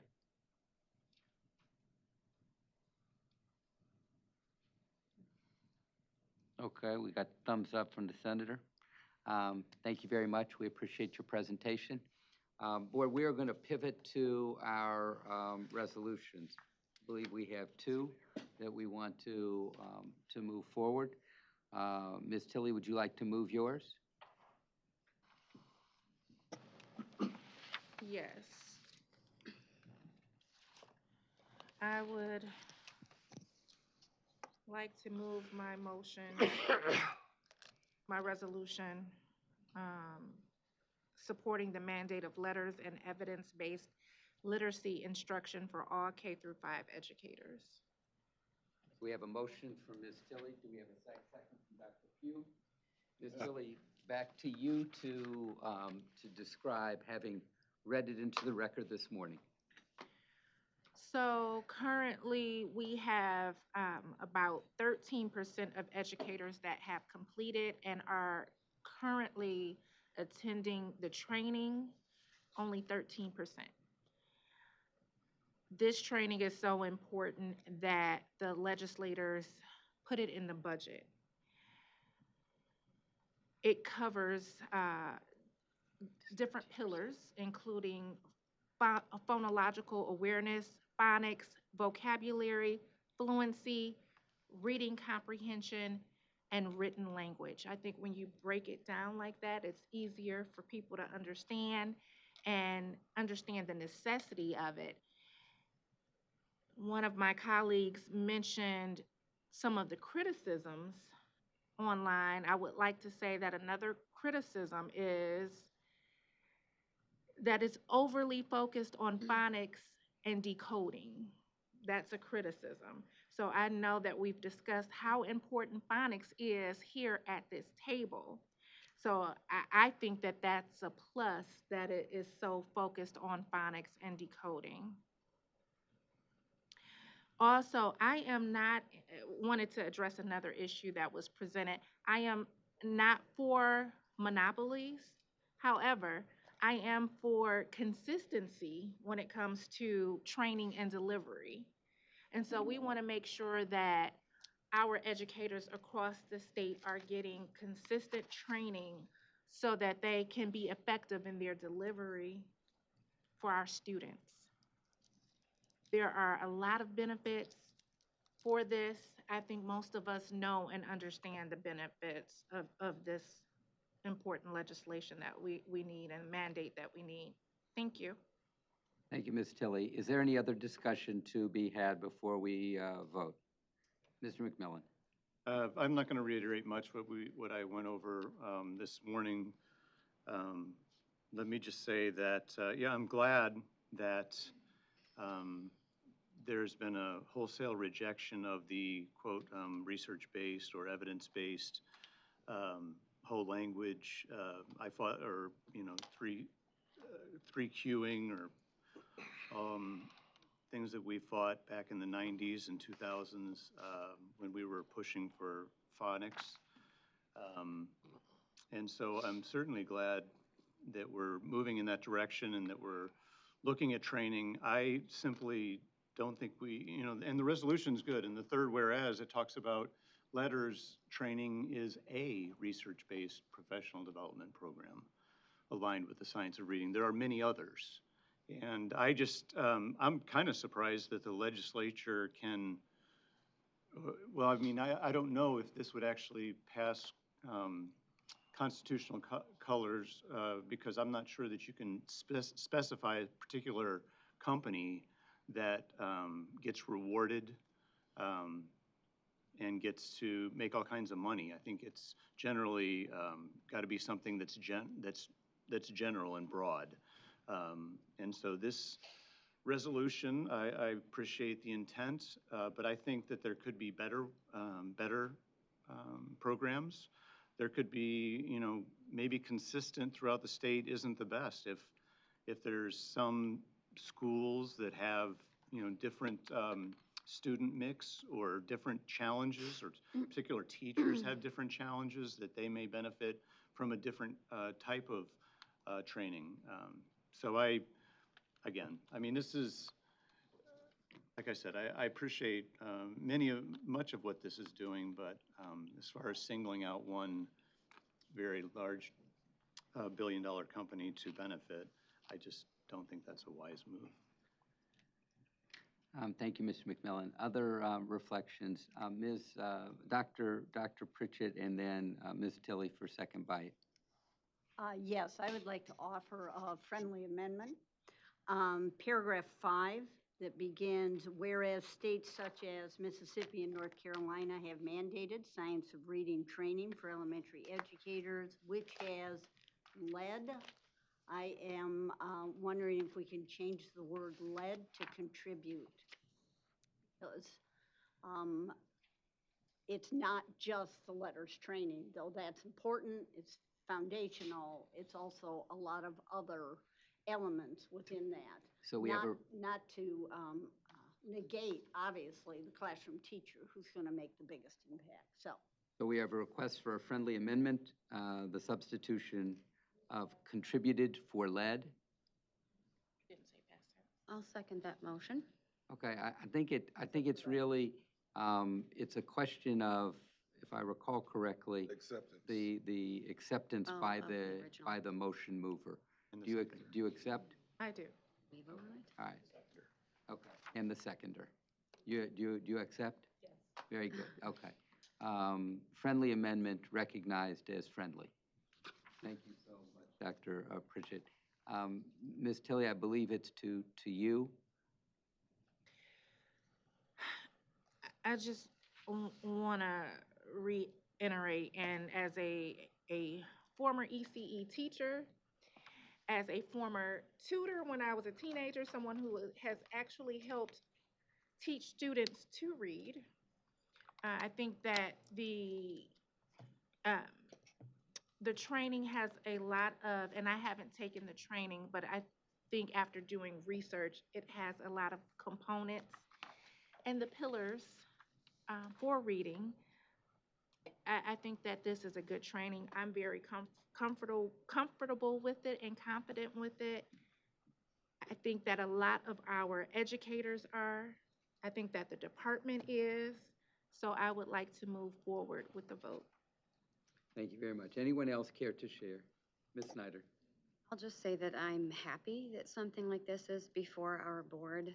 Running for the State Board of Education was, you know, the direct result, in part, for me as a parent enduring, I would say, bad literacy practice, and, you know, sitting next to a child that was encouraged to look and see and find and guess, as opposed to that overemphasis, which I don't find to be problematic, on, you know, phonics and decoding, because I think that's what kids need in order to move on naturally and individually at their own pace. So decades of, you know, debate, public debate over something like this, and finding ourselves in a position where we can say yes to something that is very positively going to move us forward is I almost want to like come to tears over it. So I'm very grateful for this moment. Thank you, Ms. Snyder. And thank you for your support over the last 4 years, because it has been funded by the legislature for a period of years. We're simply moving it, trying to move it anyway, from being supported in a budget to being mandated and accelerating the improvement of the professional development. Anything more for the good of the group? Once, twice, thrice. Ms. Evans, to you for a roll call vote. Bullock? Yes. Lipton? Yes. McMillan? No. Pritchett? Yes. Pugh? Yes. Robinson? Yes. Snyder? Yes. And Tilly? Yes. Motion carries. Thank you, Board. Dr. Pugh, I believe you have a motion as well. I move that the board passes the resolution affirming Michigan school immunization documentation requirements, lawful exemptions, and family communication standards. I'll read it. Please.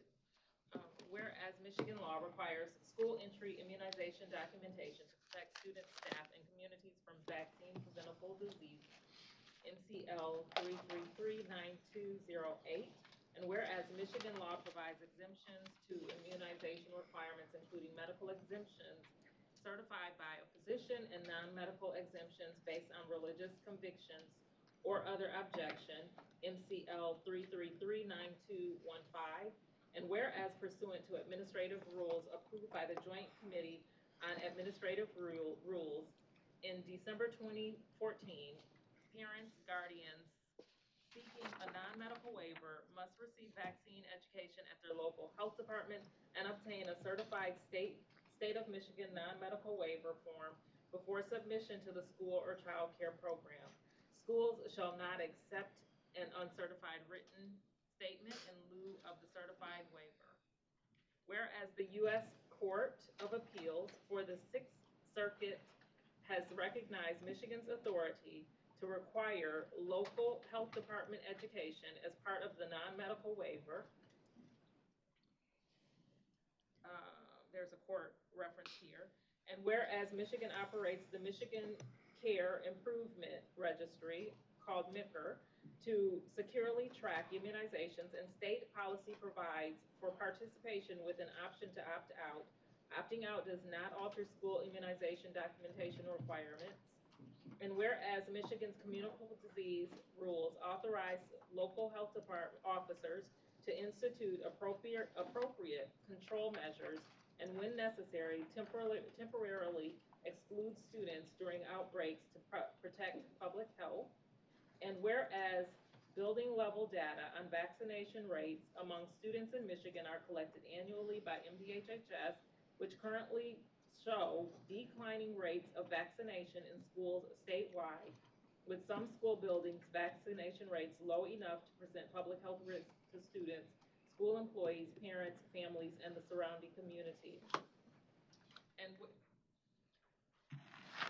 And whereas recent public communications from the Secretary of the U.S. Department of Health and Human Services and U.S. Centers for Disease Control and Prevention have created confusion regarding the recommended immunization schedule and school responsibilities, the board affirms that schools must accept one of the following for enrollment compliance: a completed certificate of immunization, a physician-certified medical exemption, or a certified non-medical waiver issued by a local health department, and must not add steps beyond those in statute or rule, nor accept documentation that does not meet those requirements. Now therefore be it resolved that the Michigan State Board of Education affirms the current statutory and regulatory framework for school immunization, documentation, medical exemptions, and non-medical waivers, and be it further resolved that the board recommends the Michigan Department of Education work in partnership with the Michigan Department of Health and Human Services to ensure that guidance is up to date and, as necessary, the most recent version disseminated to districts and public school academies that includes a plain language summary of school entry immunization documentation options, certificate, physician certified medical exemptions, MDHHS certified non-medical waiver. Clear instructions that uncertified written statements are not sufficient for non-medical waivers under current rules. Schools must accept the MDHHS certified non-medical waiver issued by the local health department. A model family notice on the non-medical waiver process and on MICR participation and opt-out, clarifying that MICR opt-out does not change school documentation requirements, information on where building level student vaccination rates can be assessed, and guidance on the timing and availability of those data each year such that schools can present public reports on those rates to the parents of their students. A one-page outbreak and exclusion explainer that outlines the role of local health officers and applicable rules, enrollment checklists, and brief staff training materials to ensure consistent, timely, and equitable processing of immunization documentation and waivers, including the procedure for mid-year transfer. Language access expectations, so families receive waiver education and materials in their preferred language whenever practicable. Be it further resolved that the board requests MDHHS to maintain convenient access to non-medical waiver education appointments in all counties and to continue offering the certified waiver in electronic and paper format with appropriate language access. And be it further resolved that the board urges the legislature to preserve Michigan's not communicable disease control authorities and to refrain from statutory or budget actions that would weaken school immunization protections or impede timely outbreak response. And be it further resolved that the board encourages civil and fact-based discourse. District and local health staff shall not be harassed for following state law and rules that safeguard students and schools. And there are references listed. So, thank you, Dr. Pugh, for reading that into the record. Thank you for moving it. Who is seconding it? Dr. Mitch Robinson is seconding it. And what other discussion with board members? I think that was pretty thorough. What I will say, because there were commenters, is we received countless emails on this subject. Who else has received them? Was I the only one that was receiving emails? Okay, so there were parents across the state that brought us into this conversation. We just didn't come up with this conversation, not to mention, and some of the parents that spoke have spoken to us about this issue. So we are speaking to those voices and to those parents who asked us for our voices on this. And so that is why we're speaking on this. There's nothing that we've created.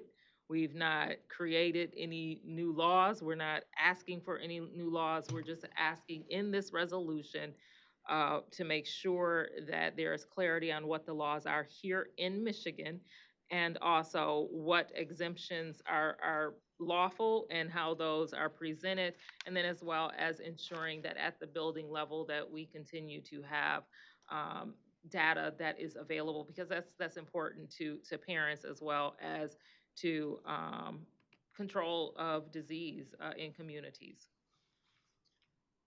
Thank you very much, Dr. Pugh. Dr. Robinson? Well, I thought it was encouraging to hear most of our callers wanted medical decisions and policies that aligned with decisions made by parents and their children's doctors. To that end, I think it's important to point out that the American Medical Association supports immunizations for all children and tighter limitations on immunization opt-outs at the state level.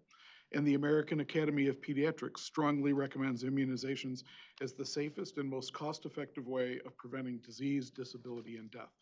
The AAP calls for the on-time, routine immunization of all children and adolescents according to this policy. That's exactly what both our resolution and the new health standards support, and I'm happy to support policies supported by research and best practices from our medical and public health communities. Thank you, Dr. Robinson. Mr. McMillan. I have an amendment. I emailed it to everybody just a few minutes ago. The amendment would be to add, as the last paragraph, quote, "Be it further resolved that vaccine risks that are identified by vaccine manufacturers in their vaccine packaging should be added to any required materials or videos given to parents when seeking a vaccine waiver."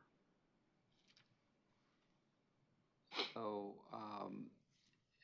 this is this would be the last resolve, and you're repeating it again for the sleep deprived among us. Okay. Amendment to add as the last paragraph, "Be it further resolved that vaccine risks that are identified by vaccine manufacturers in their vaccine packaging should be added to any required materials or videos given to parents when seeking a vaccine waiver." speak to it once we. I'll second that. Okay. All Moves right. to amend.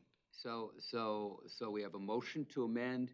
We have a second from Ms. Snyder, and back to you to discuss. Yeah, I mean, I first of all don't think that parents should have to go to the counties. I think that the law says that they don't have to. I mean, it doesn't indicate that they should. It's the JCAR and the administrative rules, and I'll speak to that later, that is requiring it. And some counties are requiring that they come in, most of them, I guess.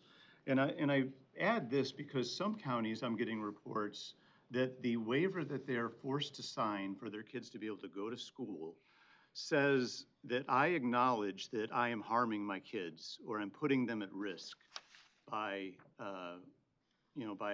seeking this waiver and putting other children at risk. And so, I think that's horrible that is what they're being forced to sign. And I think that there could be risks involved. There are risks involved. The manufacturers admit it. And so maybe those are the reasons why the parent is signing the waiver, not to put their children at harm, or at risk is obviously false. But so that's the reason why I seek this amendment. Okay, thank you, Mr. McMillan. I appreciate the sharing. Senator Bullock, to you, and then to Ms. Snyder.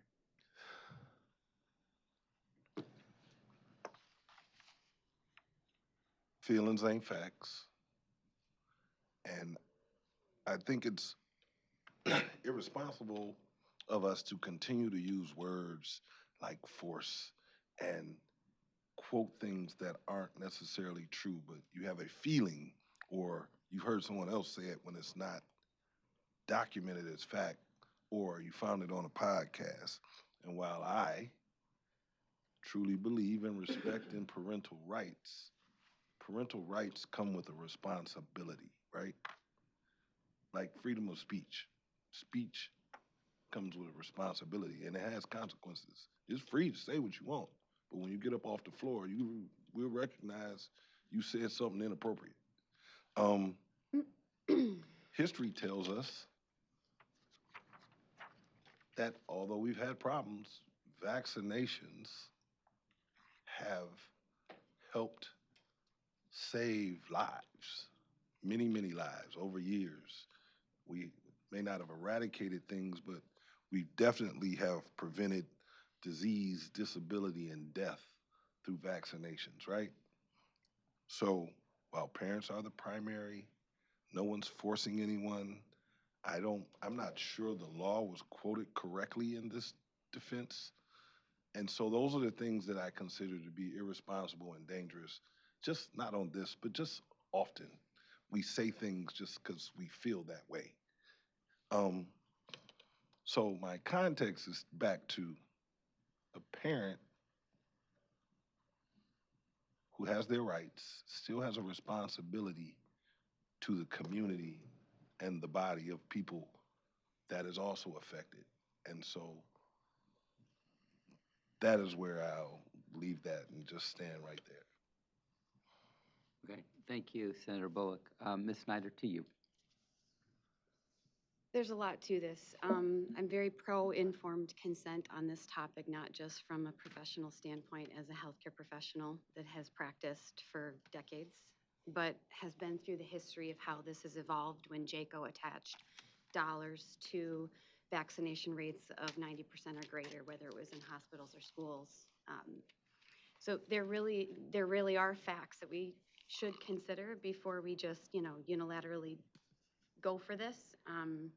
So I would like to read from the facts of the administrative rule versus the statute that we're talking about. The administrative rule states that when presented with a medical exemption, religious or other exemption, the administrator of a child's school or operator of a child's group program shall recognize the exemption status of the child. Each non-medical exemption filed at the child's school or group program of a child entering a program after December 31st, 2014 shall be certified by the local health department that the individual received education on the risks of not receiving the vaccines being waived and the benefits of vaccination to the individual and the community. All waivers shall be submitted using the waiver form prescribed by the department. If you contrast that with the law as it was written, statute, let's see, I'm going to scroll back up. It does not at all refer to the department having any legal authority until it was challenged. So section 2 says a child is exempt from this part if a parent, guardian, or a person of the child authority presents a written statement to the administrator of the child's school or operator of the group program to the effect that the requirements of this part cannot be met because of religious convictions or other objection to immunization. So Act 368, Section 33.9215, Section 2, originally suggested that a parent had the authority to say, I object to this under these, this premise. It used to be a conversation between the school administrator and the parent. And then the health department said, post 2014, that no, we're going to educate you, and we're going to educate you out of this spirit, this idea that you're a risk to yourself. The parent is a risk to the student. If they don't opt into the vaccination, they're also a risk to the community. If you choose to get a vaccination in a physician's office, informed consent, which is a requirement from a healthcare professional standpoint, they have to educate the patient or the parent or both on the risks and benefits of making that choice. So I very much support Tom's amendment because the reality here is when a parent is seeking a waiver that they originally didn't have to seek underneath the MCL exemptions, now we're asking the health department to say, we're only going to educate you on the fact that you're now a risk to yourself and others by choosing not to get the vaccination. We're not going to engage in the conversation that otherwise has to actually take place in a healthcare environment. And then I think it's extremely important to just look at what we're actually talking about, right? So JACO attached dollars to this behavior, right? This public health behavior that we want to encourage. And what ended up happening is prior to that, when a physician would sit down and have that conversation with the parent, the vaccination rates were higher. So there's something to be said for the positivity of that model of public vaccination. When we start to have the conversation from the spirit of, we're going to make it really hard for you to have an exemption, and we're only going to educate you on why you're a risk to yourself and others, now that's an entirely different spirit of going about it. So, just at least requiring the health department to have the discussion of the risks involved in choosing a vaccine is foundational to what it looks like to do this right. Currently, that's not actually happening.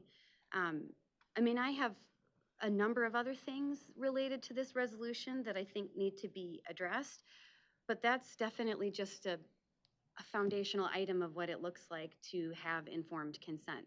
Because for our people that are not in a doctor's office choosing to get that vaccination and not getting that full rounded conversation and education, they're certainly not getting it through administrative rule currently. So that administrative rule should definitely be revisited and reconsidered just to start. Okay, thank you very much for that, Ms. Snyder. Dr. Pugh, to you. Yeah, and I do appreciate the amendment, but I'm going to vote no. I do believe that parents should be well informed on immunizations and what they, the benefits that they bring. But if you're talking about any effects, health effects, that's going to be on an individual level. So at a health department, that's not what they're talking about. They're talking about populations. And so that conversation needs to happen with that child, with that individual, and the parent on an individual level. And that happens in that doctor's office. That's going to be the best place to get, it's going to be the only appropriate place to get information on the health impacts on that individual child. As it relates to consistency at health departments, there was another part to your discussion or your amendment, but the last bullet on page 2 is enrollment checklists and brief staff training materials to ensure consistent, timely, and equitable processing of immunization documentation and waivers, including procedures for mid-year transfers. And I think that gets at that concern that you have. So I will vote no on your amendment, and appreciate the spirit in which you bring them, but I think that they are covered best in other places, and there is a bullet point that addresses one of your concerns. Okay, thank you, Dr. Pugh. Other board members' reflections? Pretty heavy topic at the end of a board meeting. I'm looking around, doing the teacher look. Dr. Pugh, where is it located, you said? The piece about the for the consistency in out, Said one of his concerns is addressed. is Where is it page addressed? 2, the last bullet. The 7th of 7 bullets in that series. How does it address it? Can I? I don't see it addressed. One at the top of the page. Checklist and brief staff training, is that the one she's referring to? One of your concerns was around consistency, wasn't it? That's 7. Well, my amendment says that it needs to be added, I think. Yeah, so I mean, it's, You had two pieces. One is around addressing. no, I did say some counties are doing it incorrectly, but this is just, I mean, I think that adding the risks that the manufacturers acknowledge are there is not a stretch. I think it's, and it helps balance what some counties are doing, you know. I've worked at a health department. That's not the place where the risks need to be discussed. The risk needs to be discussed between that individual, related to that individual child, with their physician. Question. Please. In the process, and I was a parent that did the waiver, so I don't, and that was over 20 years ago. So I don't remember all of the process. What, But you had the sugar cube though, right? I'm sorry? You had the sugar cube though, right? Listen, I had a choice with my children, and so I did something different. But where during the process, who disseminates the vaccine? Is it the health department or is it the doctor? It's the health department. You can get vaccines from the health department, yes. And your pediatrician. You can get it from your doctor too. I know you could get it from your doctor, but You does can the get it health from the health department department, yes. also disseminate the vaccine? Yes. Vaccine. Yep. I definitely would not be opposed to parents knowing the pros and cons of the vaccine for their children if they want to opt into getting a vaccine. I think that they should, even on commercials nowadays, it says, you know, when they talk about medication, they talk about, and I'm wondering too, does the health department already give, I don't know, give that information out? Do they give out pamphlets or something in writing and go over before they give the vaccines to the children, do they go over that information with their parents already? Right, and I do not disagree that there needs to be discussion about side effects. But my side effects, the things that I'm allergic to, because I do have things that I have a reaction to that you probably won't.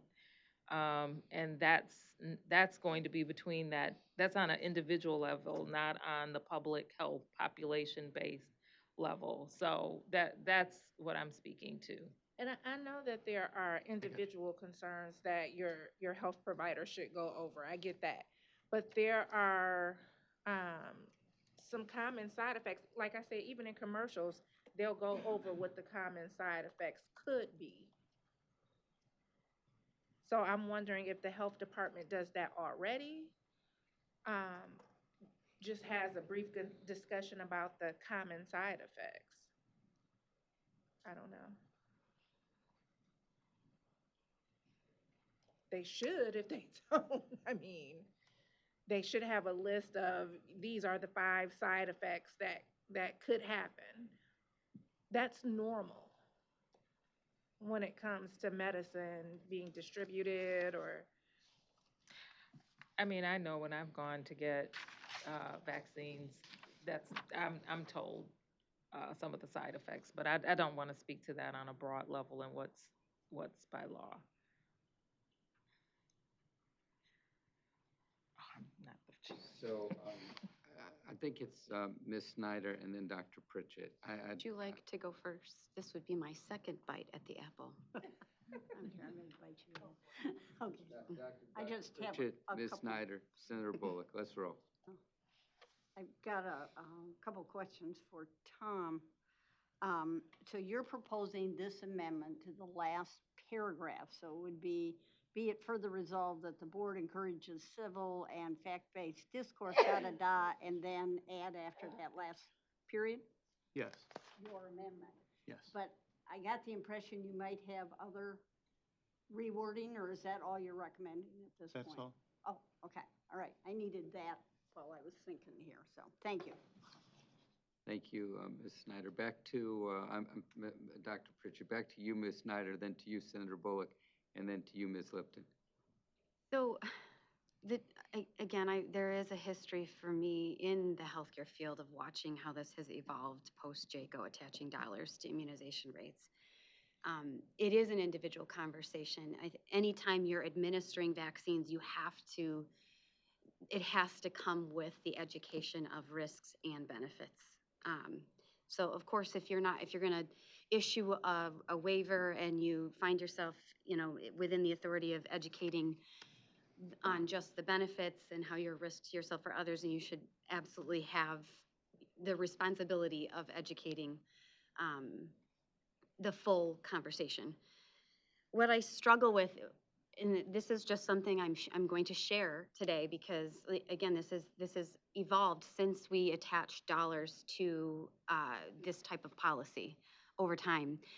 That individual conversation used to sound a lot like a patient coming into the office and saying, I had a really bad interaction with the flu shot last year. I don't want to get it again this year because I was out for 5 days. And then the physician would say, well, then maybe it doesn't communicate with your body right now in this season or at all, and it's up to you. Do you want to try it again? Do you want to try it again in a few years? Or they would write the medical exemption. So once you attach dollars to the conversation and physicians feel like they have to do something, and I think you saw it with the politicization of healthcare even through COVID, there is a lot of data that shows that trust needs to be rebuilt in healthcare post-COVID. So when you look at this kind of policy and the tone of the conversation and the importance of making sure there's consistency and the spirit of the tone of the conversation is positive, then you will see a different type of outcome. So the conversation today with your physician sounds very different. It sounds like, I'm required to do this. You need to do this. It's a very different conversation. There's a lot less willingness to hear, no, look, I was out for 5 days, right? Like aches, chills, it's as if I got the flu anyways, I had to call into work.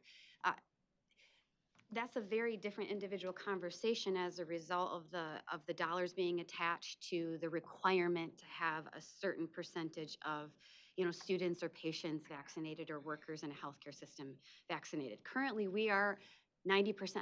So we are hitting the mark.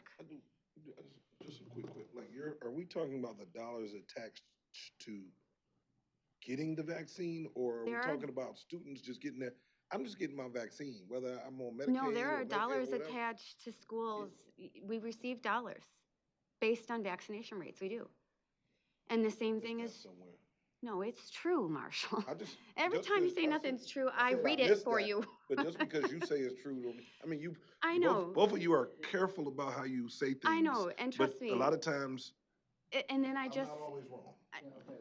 And no one's saying you're always wrong, but we're also not saying Ms. Snyder's always wrong either. So can you just So, clarify so that the people can clarification understand? I'm trying to give is that, this conversation sounds very different because there's been a loss of trust over time as a result of the policy that we're pushing. I think that's an incredibly important thing to recognize, that the decline in trust in healthcare and healthcare professionals needs to be rebuilt. So this conversation right here, right now matters. At the core of it, it matters. We're not just talking about, reaffirming, like it says, documentation requirements, lawful exemptions, and family communication standards. When you unpack the administrative rule and the fact that it's not required that they discuss both benefits and risks like it is in a hospital setting or a healthcare setting, and you consider how that conversation changed over time when you attach dollars with the physician, even if it's between the physician and the individual, or the parent and the school administrator, or the health department and the parent, the reality is trust needs to be rebuilt. So if we're just starting with education around risks and benefits, no matter what setting you're in as it relates to receiving a vaccine or pursuing a waiver, the issuance of a waiver, that's, again, it's just a fundamental acknowledgement that this is important. Thank you. Ms. Snyder, did you get your question answered to some degree?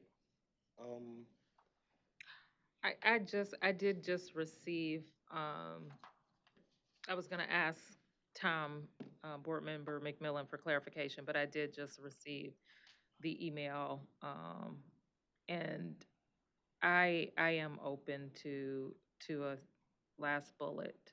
It is broad enough where it does not speak to individual risk. So what I heard you say is that you are going to be voting in favor of it. Is that right? Very good. Okay. So, I want to make 100% sure I get back to where we were. Senator, I think you got your bite in, okay? Dr. I Pritchett. didn't, but if Go ahead, the, bite away. if the primary on the resolution is okay with the amendment, I'm okay with the amendment. Fair enough. Okay. We're at Ms. Lipton. If you have a reflection, please. Through the chair, in terms of this particular amendment, would the inclusion of the amendment cause the mover of the amendment to vote yes on the entire resolution? Okay. So it's to you, Mr. McMillan. When I've been in the minority in the legislature, I learned that when you have bad legislation, you try to make it less bad. And so, in my opinion, this makes the resolution less bad. Okay, so. Okay. So that is to say no. Right. Okay, very good. Yeah, I'll address that later. And then, through the chair, please. Second question. Vaccine risks that are identified by vaccine manufacturers, as someone who has lived with a chronic illness and that is severely immunocompromised, there isn't a vaccine that I don't have, that I've been recommended to have. And there are a lot of manufacturers making a lot of vaccines. So I'm just curious, are we talking about the entire, it says vaccine risks. Are we talking about the entire scope of vaccines that are available? Are we talking about all of the vaccine manufacturers that make the various vaccines that are available? I just want to make sure that the mover understands that having gone through with my healthcare professionals all of the risks and benefits, there is a lot of information.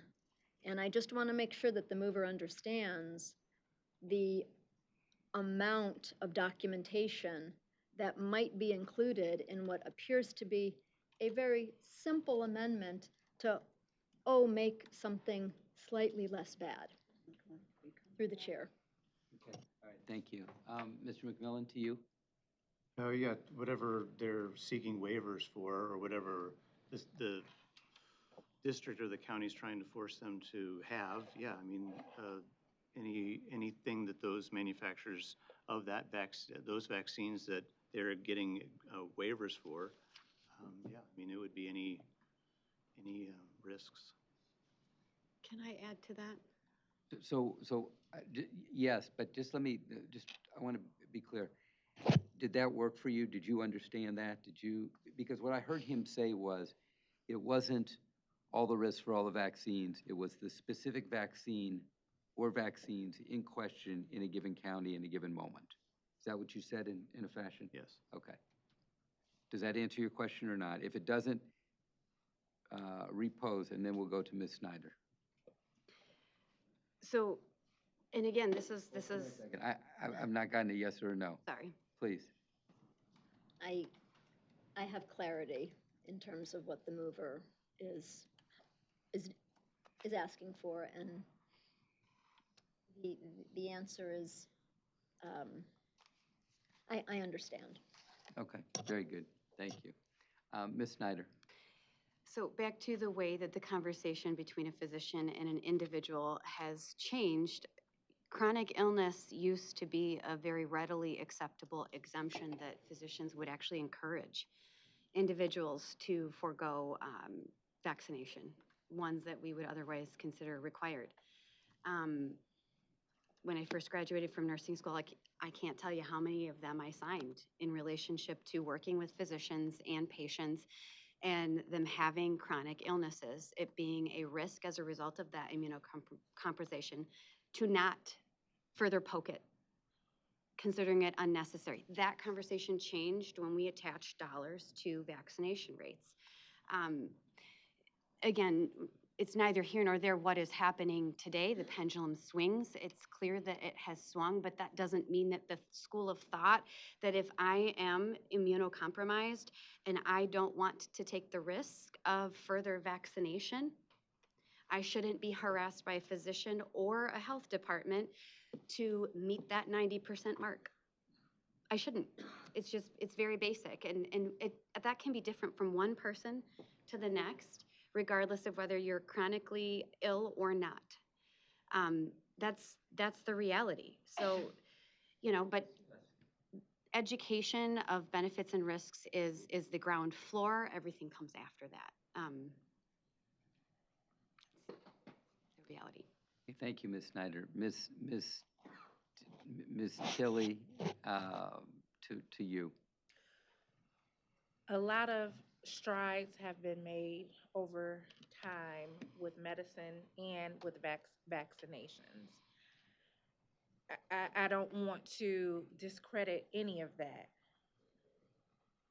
I think that Ms. Snyder made an important point about trust, and we have to have a real conversation about that. And it's not, it's beyond COVID.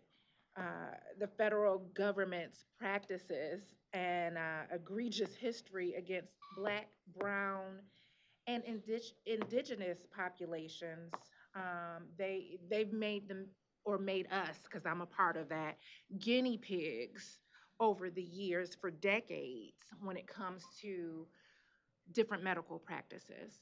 So I think trust is a big issue, and that definitely is something that needs to be restored. Thank you. Thank you, Ms. Tilley. Dr. Pritchett. Thank you. I don't know how to present this, whether this is a friendly amendment to the friendly amendment, but Mr. McMillan, would you be open to me anyways, it makes more sense for this amendment that you're suggesting to come after the one that is, be it further resolved that the board requests MDHHS to maintain convenient access, so like 2 up? It just Yeah, flows. that's fine. I don't care where it is. That's fine. Okay, all right. I just thought it flowed better there. Fine. Okay. Included. Thank you very much, Dr. Pritchett. Mr. McMillan, Senator Bullock, to you. And then we're going to reflect on Mr. McMillan's piece in a vote. I thought it was accepted. Friendly amendment by the mover and the seconder. No? Did you in fact accept it as a friendly amendment? I did. I have a question for Board Member Lipton after Not Lipton. Hmm? Oh, my bad. Did you accept it as a friendly amendment? Because I did not hear that. I did, I but heard you board say member. that you would be voting for it. If you Well, want to I accept, can accept it as a, go ahead. if you want to accept it as a friendly Oh, amendment, answer. we'll ask the seconder Yes. if the seconder wants to accept it as a friendly amendment. But, so my point of clarity is she accepted it. And then when member Lipton asked, would he vote yes to the original resolution with his amendment, he said no. So He did say that, but whether that affects Yes, her her- thinking is a just so- different story. So you can accept. I do have a question now, Please. because of the question that was asked by Board Member Lipton. Based on what you raised and the response that Board Member McMillan gave, are there any suggestions that you have to his amendment?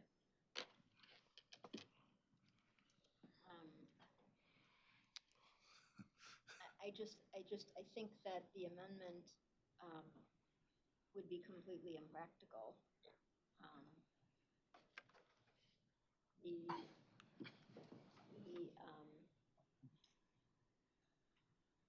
Your mic's not on. The risks. The grim messenger is The vaccine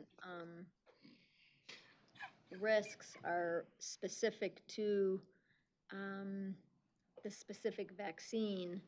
And although I'm not an FDA attorney by any stretch of the imagination, my understanding is that it's based on the revelation of the case studies that the specific vaccine manufacturer, when they go through their FDA approval process, has to disclose as part of the informed consent that the doctor has to give, and it's also specific to the patient. So Right. I'm not sure how And we systematize that in a public health setting. Because Right. my understanding is that this is for parents that are opting their children out of vaccines as a condition of enrollment in school. And that the statute, I thought, required them to get some sort of education from their local health department about the public health risks of a child not being vaccinated.